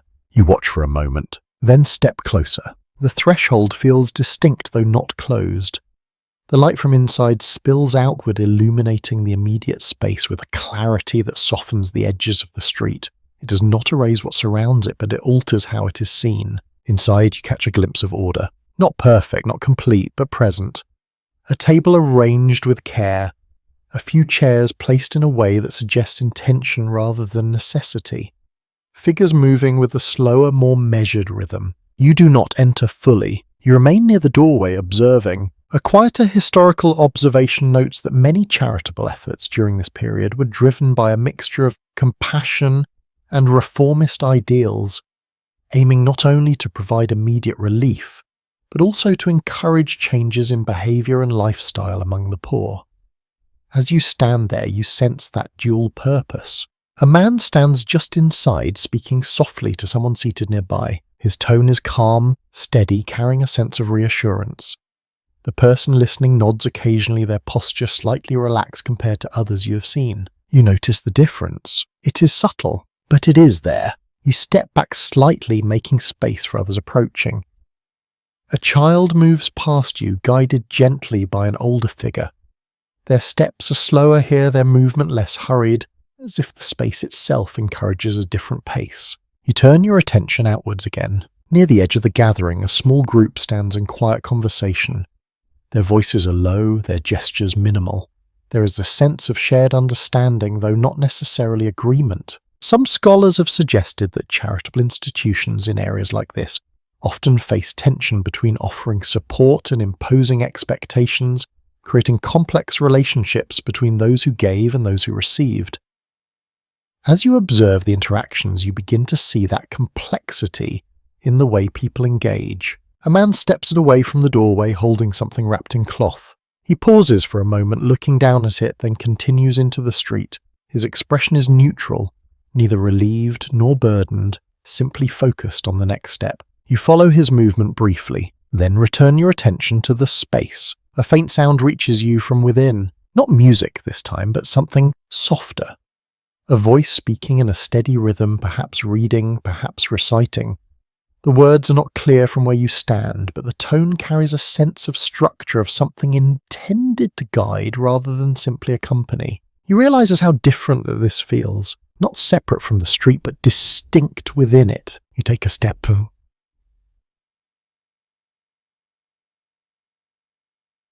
Closer. Again. The light touches your hands, revealing details that the dim street had softened. The texture of your skin, the faint traces of dust and dampness collected along the way. For a moment, everything feels clearer. Then you step back once more. The street reclaims you. A smaller, less frequently highlighted detail is that many residents moved between spaces like these and the surrounding streets throughout their day, navigating different environments that offered varying degrees of stability and relief. You begin to understand how that movement might shape a person's experience. You turn slightly, looking back down the path you have taken. The shadows stretch behind you, the sounds blending into a continuous hum. The music from earlier is no longer audible, replaced by the steady rhythm of voices and footsteps. You face forward again. The street continues as it always has. You carry with you the sense of contrast between the narrow rooms and the open doorway, between the constant movement and the chosen pause, between the weight of a daily life and the brief moments where that weight is acknowledged, if not lifted. You begin to walk. The ground beneath you remains uneven, familiar now in its unpredictability. The air shifts again, carrying with it the layered scents that define this place. Yet something within you has adjusted. You have seen how even here within a space shaped by constraint there are attempts to create order, to offer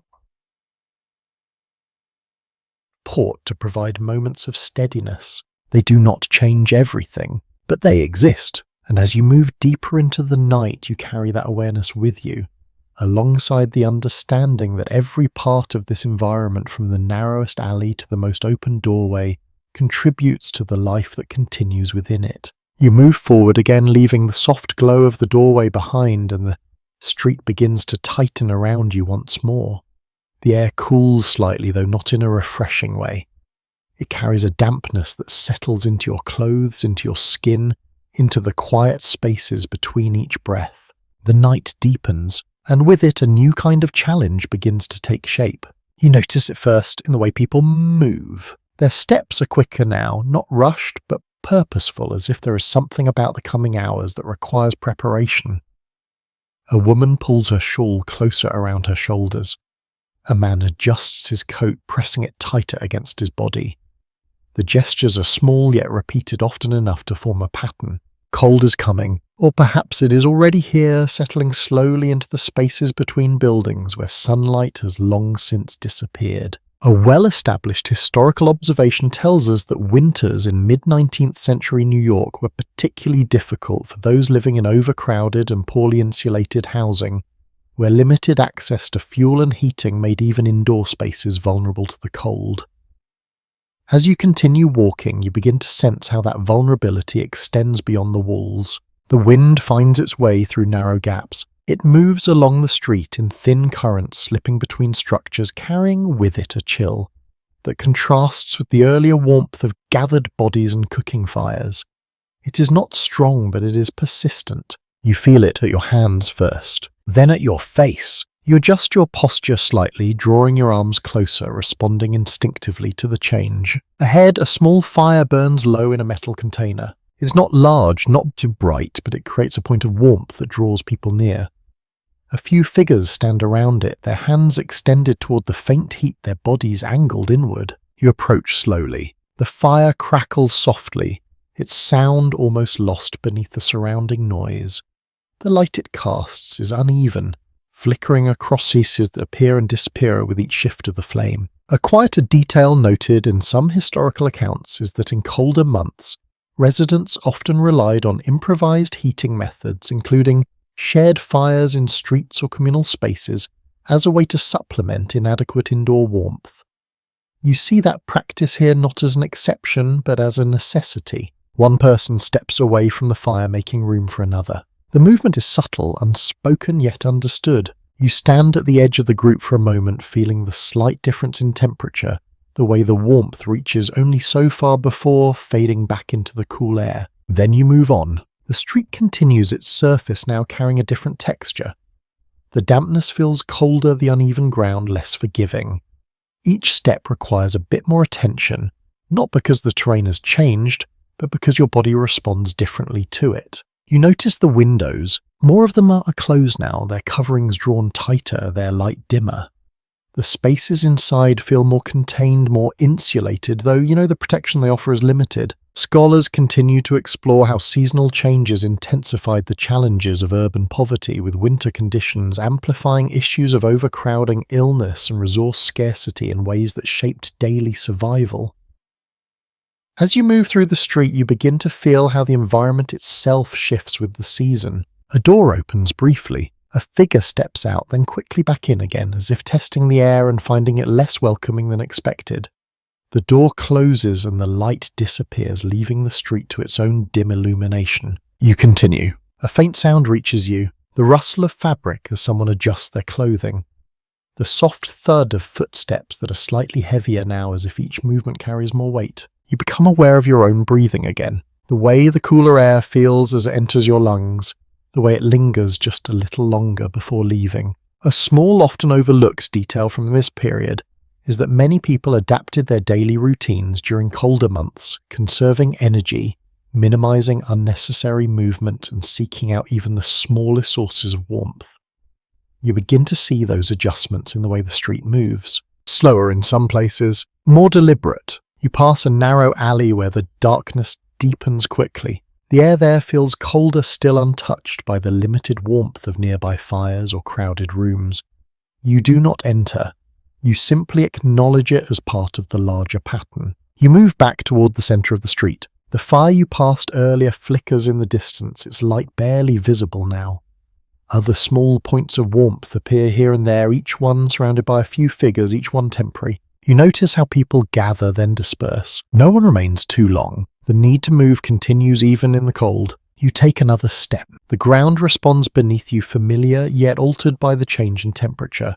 Your footing remains steady, though your awareness sharpens, guided by the subtle differences. The night settles further. The sounds soften, not disappearing, but becoming more contained, more inward. Conversations lower, movements become quieter. You carry with you the understanding that here the cold is not a single moment to be endured, but a condition that shapes every action, every decision, every pause. And as you continue deeper into the street, you begin to sense that this is only one part of a larger cycle. One that will shift again, bringing new challenges, new adaptations, new rhythms. For now, the cold holds its place, and you move through it one careful step at a time. You continue forward, and without quite realizing when it happened, the air begins to change again. The cool edge fades. In its place, a heavier warmth settles over the street, not comforting, not gentle, but pressing. It lingers close to the ground, held in place by the narrowness of the buildings and the lack of open sky above. The night does not cool things here in the way you might expect. Instead, it seems to hold the heat, keeping it close, refusing to let it escape. You feel it first in your breathing. The air is thicker now, carrying more than scent. It has weight. Each inhale feels slower, as if the space itself resists movement. You adjust your pace instinctively. Around you, others do the same. A widely recognized historical reality is that summers in mid-19th century New York were particularly oppressive in overcrowded districts where poor ventilation accumulated waste and dense living conditions caused heat to linger long after sunset. As you move through the street, that condition becomes immediate. Something you feel rather than simply know. You notice how the windows have changed. More of them are open now, their coverings pushed aside in an attempt to draw in whatever air might be available. From within you catch glimpses of movement, figures shifting slowly, hands fanning the air, bodies positioned closer to openings, seeking even the smallest relief. You pass a doorway. Inside the room appears more crowded than before, though it may not actually be so. The difference is in how the space is used. People sit closer to the floor. Some lean against walls, their posture suggesting a desire to minimize effort rather than maximize comfort. You do not linger. The heat follows you back into the street. A smaller observation occasionally mentioned in personal accounts notes that during the hottest months, many residents would spend more time outside even at night seeking air that felt marginally less oppressive than what remained trapped indoors. As you look around, you begin to see that pattern clearly. People remain in the street longer. Groups gather not just for conversation but for relief. You continue. The ground beneath your feet feels different again. Not cooler, not softer, but warmer in a way that seems to rise upward as if the heat has settled into it over the course of the day and now releases slowly into the night. Each step carries that sensation, subtle but persistent. You notice the pace of movement, slower now, not out of caution but out of necessity. Energy is conserved. Effort is measured. You pass a group seated near the edge of the street. Their conversation is quiet. Their voice is low, not from secrecy, but from fatigue. One person leans back against the wall, eyes half closed.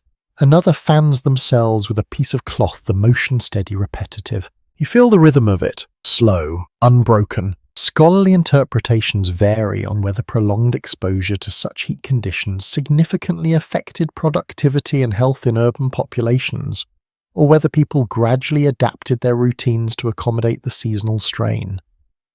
As you observe the street, the adaptation feels evident, though not without cost. You continue walking. A faint smell reaches you, stronger than before, not new but intensified. The warmth seems to draw it upward, carrying it more freely through the air. What was once layered becomes more immediate, more difficult to ignore. You adjust your breathing again. A child moves past you, not running this time, but walking slowly, their steps measured. They pause briefly, placing a hand against a wall, then continue their movement, reflecting the same careful balance you see in others. You follow their path with your eyes, then move on. A narrow alley opens to your left. From within, the air feels even heavier, as if the space holds the heat more tightly. You do not enter. You simply acknowledge the difference, the way some places intensify what is already present. You return your focus to the main street. A faint sound rises nearby, the soft scrape of a chair being moved, the quiet murmur of voices that do not rise above the surrounding air, the occasional clink of metal against a surface. All of it subdued, all of it shaped by the same condition. A lesser-known detail from this era is that many households adjusted their routines during hot periods to shifting tasks to cooler hours when possible and reducing activity during peak heat, creating a daily rhythm that responded directly to environmental constraints. As you move through the street, you begin to feel that rhythm in the way activity ebbs and flows. You take another step. The air presses in again, not overwhelming, but constant. You notice your own awareness shifting, less focused on movement, more focused on sensation, the way the air touches your skin, the way your breath moves, the way the space feels. You pass another doorway. Inside, a faint light reveals figures lying closer together than before, not for warmth this time, but because space offers no alternative. A hand moves slowly, adjusting a piece of cloth. Another figure shifts, then becomes still again. You continue. The street stretches ahead, its details softened by the heat, its edges less defined, its movements slower, more deliberate. You carry with you the understanding that here the night does not always bring relief. Sometimes it simply continues what the day has begun, and as you move deeper into the neighborhood, you begin to sense how each season reshapes the same space, layering new challenges onto old ones, creating a cycle that repeats, adapts, and endures. For now the heat remains, and you move through it, steady aware, adjusting with each step. You continue, and gradually the street begins to feel observed in a different way. Not by the people around you, but by something beyond them. It starts subtly. A shift in posture, a glance that lingers just a moment longer than usual. A small pause in conversation as someone notices a presence that does not quite belong. You follow the direction of their attention. At the far end of the street, a figure stands apart. The clothing is cleaner, the stance less adapted to the uneven ground. There is a hesitation in how they move, as if each step is considered rather than instinctive. They are not part of the rhythm here. They are studying it. You recognize the type. A visitor. A journalist perhaps, or a reformer, or simply someone drawn by curiosity to a place spoken of in distant rooms. A widely accepted historical point notes that neighborhoods like 5 Points attracted significant attention from outsiders during the 19th century, including writers, social reformers, and politicians who sought to document or change the conditions they encountered. As you observe the figure that attention becomes visible, they take a few steps forward, carefully, Their gaze moves across the street, not settling but scanning, taking in details, attempting to understand or perhaps to confirm what they have already heard. The people nearby notice. They do not stop what they are doing, but their awareness shifts. A quieter detail, often recorded in accounts from the time, is that residents of such neighbourhoods were often conscious of how they were perceived by outsiders, sometimes altering their behaviour slightly, sometimes ignoring the attention entirely. As you watch, you see both responses at once. A man leans against a wall, his posture unchanged, yet his eyes follow the visitor for a moment before returning to the street. A woman continues her task near a doorway, her movement steady, though her shoulders seem just a little more rigid. You stand within the space, aware of both sides, the observer and the observed. Scholars have long discussed whether the portrayals of places like 5 Points in newspapers and reports accurately reflected the lived reality, or whether they exaggerated certain elements to create more dramatic narratives for distant audiences. As you look around, you begin to sense the gap between description and experience. The street does not perform. It continues. The visitor pauses near the centre. They take out something small.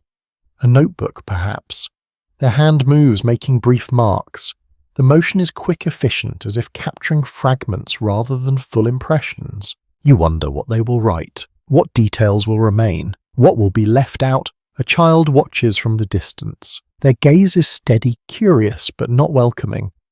There is a quiet awareness in the way they observe the visitor, as if recognizing that this presence carries a different kind of meaning. The visitor looks up briefly. Their eyes meet the child's. Then move on. The moment passes. You continue walking. The space adjusts around the visitor without breaking. People move as they always have. Conversations resume their previous tone. The rhythm holds. Yet something lingers. A slight tension. A question unspoken. A lesser-known observation from historical reflections suggests that repeated attention from outsiders sometimes influenced how communities were understood and even how they understood themselves, creating layers of identity shaped by both internal experience and external perception. As you move through the street, you begin to feel that layering. You pass the visitor, close enough to see the details more clearly. The way their shoes hesitate slightly on the uneven ground, the way their breathing seems just a bit more controlled as if they are aware of it. They do not acknowledge you. Or perhaps they do, but only as part of the broader scene. You move on. Behind you, their presence fades into the background, absorbed by the same steady rhythm that has carried everything else. The street continues. The sounds return to their usual pattern, voices overlapping, footsteps adjusting, the faint movement of air between buildings. You notice how quickly the space reclaims itself. What felt momentarily different becomes familiar again. You take another step. The ground responds beneath you, unchanged in its unevenness. Your body adjusts without hesitation, guided by what you have already learned. You realize something quietly. This place is often described from the outside, reduced to images, to stories, to warnings, but from within it is something else. Not a single condition, not a single narrative, but a collection of moments, each one shaped by those who live them. You continue forward. The light dims further, the street narrowing once more as it bends ahead. The visitor remains behind you now, their observations incomplete, their understanding still forming. You carry on. Because here life does not pause to be recorded, it continues. And as you move deeper into the night, you begin to understand that what is seen from afar is only part of the story. The rest exists here, in the steps, in the breath, in the quiet persistence of a place that is lived, not simply observed. You continue forward, and the presence of that observer fades behind you, replaced by something more structured, though not entirely settled. The street opens slightly again, not enough to feel spacious, but enough to suggest that something has been set here with intention. The ground appears a little more even in patches, as if efforts have been made, though not completed, to shape it into something more manageable. You notice a small group gathered ahead. Their posture is different, less fluid, more deliberate. A man stands at the centre holding a small object in his hand. A paper, perhaps. His voice carries a little farther than those around him, not loud, but clear enough to draw attention. You slow your pace, not to stop, but to observe. A recognised historical development from this period is that by the mid-19th century, early forms of urban inspection and reform efforts had begun to emerge, with officials, social investigators and advocates attempting to document conditions and propose changes to overcrowded neighbourhoods. As you watch the group, that effort becomes visible. The man speaks steadily. His words are measured, organised, structured in a way that contrasts with the more informal conversations you have heard elsewhere. He gestures occasionally, indicating parts of the street, the buildings, the space between them. Some listen, others do not. You notice how the group forms, not tightly gathered, but loosely connected. Some stand closer, their attention fixed. Others remain at a distance, listening only partially, their focus divided between the speaker and the ongoing movement around them. A quieter historical detail notes that many early reform efforts faced challenges not only from limited resources, but also from scepticism among residents who had seen little change despite repeated attention. As you observe the reactions, you begin to sense that hesitation. A woman stands near the edge of the group. Her arms are crossed, her posture firm. She listens, but her expression remains unchanged, as if weighing the words against her own experience. Nearby, a man nods occasionally, though it is unclear whether he agrees or simply acknowledges what is being said. You continue walking, moving along the outer edge of the gathering. The speaker's voice fades slightly as you pass, replaced once again by the familiar sounds of the street. Scholars continue to examine whether early reform movements were driven more by genuine concern for living conditions or by a desire to impose order and control over rapidly growing urban populations. As you move beyond the group, you carry that question with you. The street resumes its rhythm, yet something lingers. An awareness that change is being discussed even if it is not yet visible. You notice the buildings again. Some show signs of attention. A window repaired, a doorway reinforced. Small adjustments that suggest effort though not transformation. You step over a patch of ground that feels slightly more stable than others. It holds your weight more firmly, offering a brief sense of balance before returning to the familiar unevenness. You continue. A man passes you carrying a tool. It is worn but maintained its surface marked by use. He moves with purpose, his path directs his attention, focused ahead. There is a sense of work in his movement, though not necessarily of progress. A lesser-known observation from this era is that many improvements in such neighbourhoods occurred gradually, often through individual efforts rather than coordinated plans, creating a landscape where change appeared in fragments rather than as a complete shift.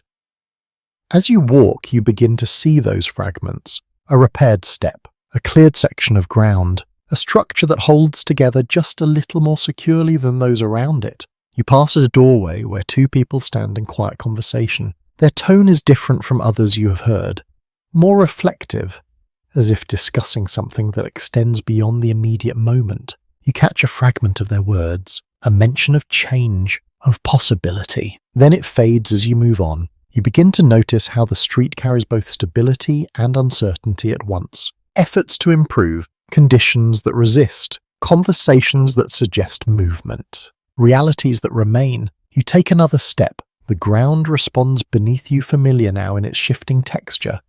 Your body adjusts without hesitation, guided by the patterns you have come to understand. The light continues to dim. Shadows deepen, softening the outlines of the buildings, blending the figures into the space around them. You move forward. A small group stands near a corner, their attention directed towards something not immediately visible. You do not approach. You simply acknowledge their presence, another point of focus within the broader environment. You continue. The street bends again, leading you deeper into the neighbourhood. The sounds remain steady, though their tone has softened, becoming more contained as the night settles further. You carry with you the sense that change here is not sudden. It does not arrive all at once. It is discussed, considered, attempted, and often resisted, yet it exists, in small adjustments, in measured words, in the quiet persistence of those who believe that something different might be possible. You move on the street, unfolding ahead of you, holding both what is and what might be layered together in a way that resists simple definition.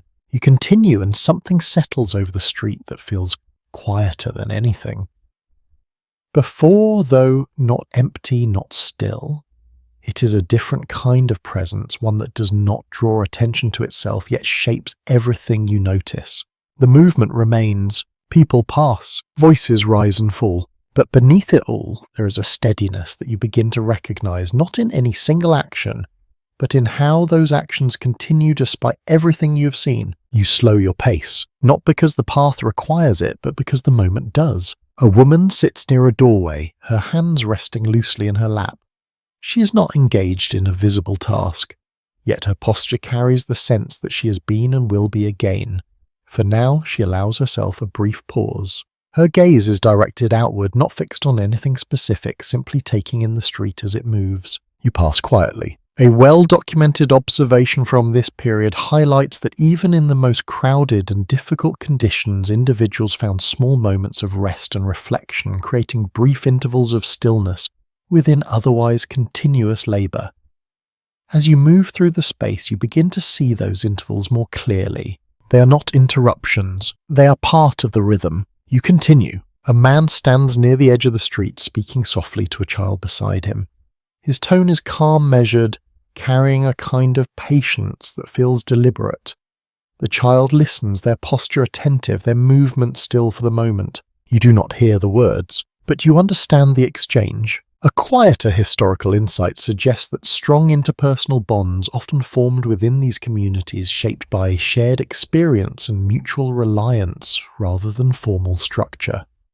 As you observe the interaction, that idea feels present. You notice the small gestures, a hand resting briefly on a shoulder, a nod exchanged between passing figures, a glance that acknowledges without requiring response. These moments do not stand out individually, but together they create something that holds the space. You take another step. The ground beneath you feels familiar now, its unevenness no longer surprising, its texture, something your body has learned to navigate without hesitation. You move with not again, can't. You pass a group gathered near a window. Their conversation is quiet, their tone reflective. There is no urgency in their words, only a steady exchange that unfolds at its own pace. One person speaks, then another, each adding something small, something measured. You sense a kind of continuity, not in the environment itself, which shifts constantly, but in the people who move through it. Some researchers have proposed that life in such environments, while marked by hardship, also fostered a deep sense of adaptability and persistence qualities that allowed individuals to navigate uncertainty with a form of quiet resilience. As you walk, you begin to see how that persistence appears in everyday moments. A child sits on a step, their hands occupied with a small object. They turn it over, examining it from different angles, their attention focused, absorbed. The activity is simple, yet it holds their interest, fully creating a space of concentration within the larger movement around them. You watch briefly, then continue. The light is low now, not enough to define details clearly, but enough to suggest shapes to guide movement, to maintain awareness. You notice how people adjust. Their steps remain steady, their gestures become slightly more deliberate, their voice is lower though they do not disappear. A lesser known detail from this period is that many aspects of daily life continued well into the night in districts like this, with work, conversation and social interaction extending beyond daylight hours as part of the normal rhythm. As you move forward, you feel that continuation. The day does not end, it shifts. You pass another doorway. Inside, a faint glow. Glow reveals figures seated close together, their movements slow, their presence steady. The space feels contained yet not isolated. It connects to the street through light, through sound, through the shared environment. You do not enter, you simply acknowledge it. You continue. A man walks beside you for a few steps, then turns away without a word. The interaction is brief, almost unnoticeable, yet refreshing.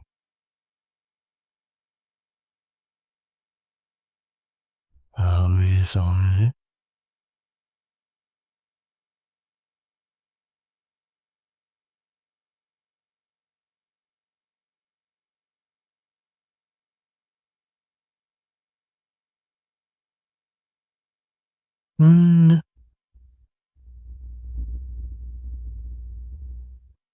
Mm.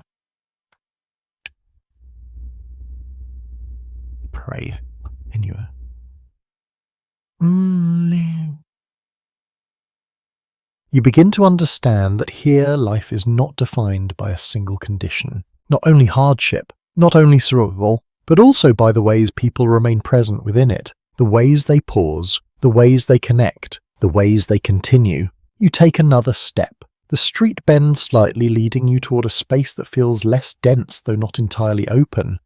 The air shifts again, carrying a faint sense of distance, as if you are nearing the edge of something. You carry with you the accumulation of everything you have seen. The crowded rooms, the uneven ground, the shared labour, the fleeting moments of relief. And now this, the quiet persistence that holds it all together. You continue walking. The night deepens around you, softening the edges of the street, blending its details into a continuous flow. And as you move forward, you begin to sense that you are approaching the point where this place will begin to release you, not suddenly, but gradually, allowing the weight of it to settle before it fades. You continue forward and slowly, almost without noticing. When it begins, the street starts to loosen its hold on you. The buildings no longer press quite as close. The air, though still carrying its familiar weight, begins to move a little more freely. The narrow strip of sky above widens by degrees, allowing a faint openness to return, subtle but unmistakable. You feel the shift in your body first. Your shoulders ease slightly. Your steps lengthen just a little. The ground beneath you becomes more stable, not entirely even but less uncertain than before. The surface holds your weight with greater consistency, offering a sense of balance that had been absent deeper within. A commonly acknowledged historical point is that the boundaries between districts in 19th century New York were often gradual rather than clearly defined, with conditions changing block by block, rather than through any marked division. As you move forward, you experience that transition in real time. Nothing announces your departure. It simply happens. You pass a final cluster of buildings where the signs of the neighbourhood linger. A window patched with cloth, a doorway worn smooth by countless hands, a faint murmur of voices that still carries the rhythm you have come to recognise. Then a few steps later, the space opens again. The street widens. The air shifts. The sound changes. It is not quieter, but it is different, less layered, less compressed. The voices no longer overlap in quite the same way. The movement spreads out, creating space between each action. You pause briefly, not because you need to, but because the moment invites it. You turn slightly, looking back. The street you have just walked is still there, though it appears different from this distance. The shadows seem deeper, the details less distinct. The sense of closeness remains even as you stand outside of it. A quieter reflection, sometimes found in historical writing, suggests that those who move between such neighbourhoods and the broader city often carried with them a heightened awareness of contrast, noticing differences in space, sound, and atmosphere that others might overlook. As you stand here, you feel that awareness settle into place. You turn forward again. The city continues. Carriages pass in the distance. The rhythm of their wheels more regular now, less interrupted by uneven ground. The buildings stand straighter, their surfaces more defined in the dim light. You begin to walk. Your pace adjusts once more, guided by the space around you. The need for constant attention softens. Your steps become more automatic, less deliberate. Yet the memory of where you have been remains. You carry it not as a weight, but as a presence. A layered understanding that does not fade immediately. A small, often overlooked detail is that many residents who left neighbourhoods like 5 Points even temporarily described a lingering sense of the environment, as though the rhythms of the streets continued within them long after they had stepped away. You begin to understand that sensation now. You notice your breathing. The air feels different, lighter though, still touched by the broader city. You notice your hands, less tense, less aware of every small shift in the environment. You continue. The street ahead stretches wider, more open, its details easier to see, its movement less constrained. Yet it does not feel entirely separate. It connects to what you have just experienced, forming part of the same city, the same system, the same unfolding story. You realize something quietly. The place you have walked through is not isolated. It exists alongside everything else, shaped by it, and shaping it in return. You take another step. The sounds behind you soften further, blending into the distance. The narrow streets, the layered voices, the constant motion begin to recede, though they do not disappear entirely. They remain in memory, in awareness. You slow again, not out of necessity, but to allow the moment to settle. The contrast between where you were and where you are now becomes clearer, not as sharp division, but as a gradual unfolding. One space giving way to another, each carrying its own rhythm, its own conditions, its own way of being. You continue walking. The night surrounds you quieter, now more open. The city breathes differently here, its movements less compressed, its sounds more distinct.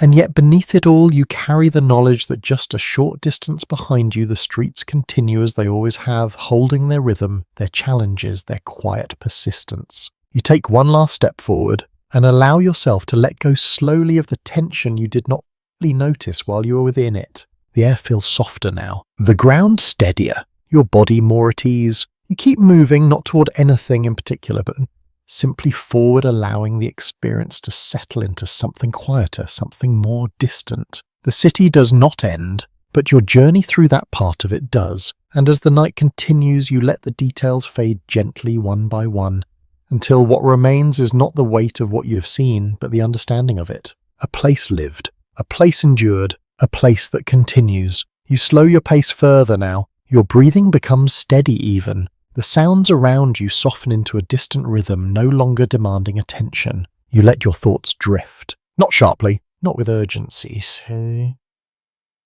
but in a calm, steady flow. The narrow streets, the quiet rooms, the layered voices. They settle into the background, no longer immediate, no longer pressing. Just part of a larger story that you have passed through. The night holds you gently now. The air cool, the space open, the movement around you distant and soft. You feel yourself becoming lighter, less aware of each step, more aware of stillness. You allow your eyes to rest. The city continues, but you do not need to follow it any further. You have seen enough. You have carried enough. Now you can let it go. Let the details soften. Let the sounds fade. Let the space open around you. And as you settle into this quiet, steady calm, you drift gently away from the narrow streets, from the crowded rooms, from the constant motion, into a place where everything becomes softer, slower, easier to hold, and then gradually easier to release. Sweet dreams.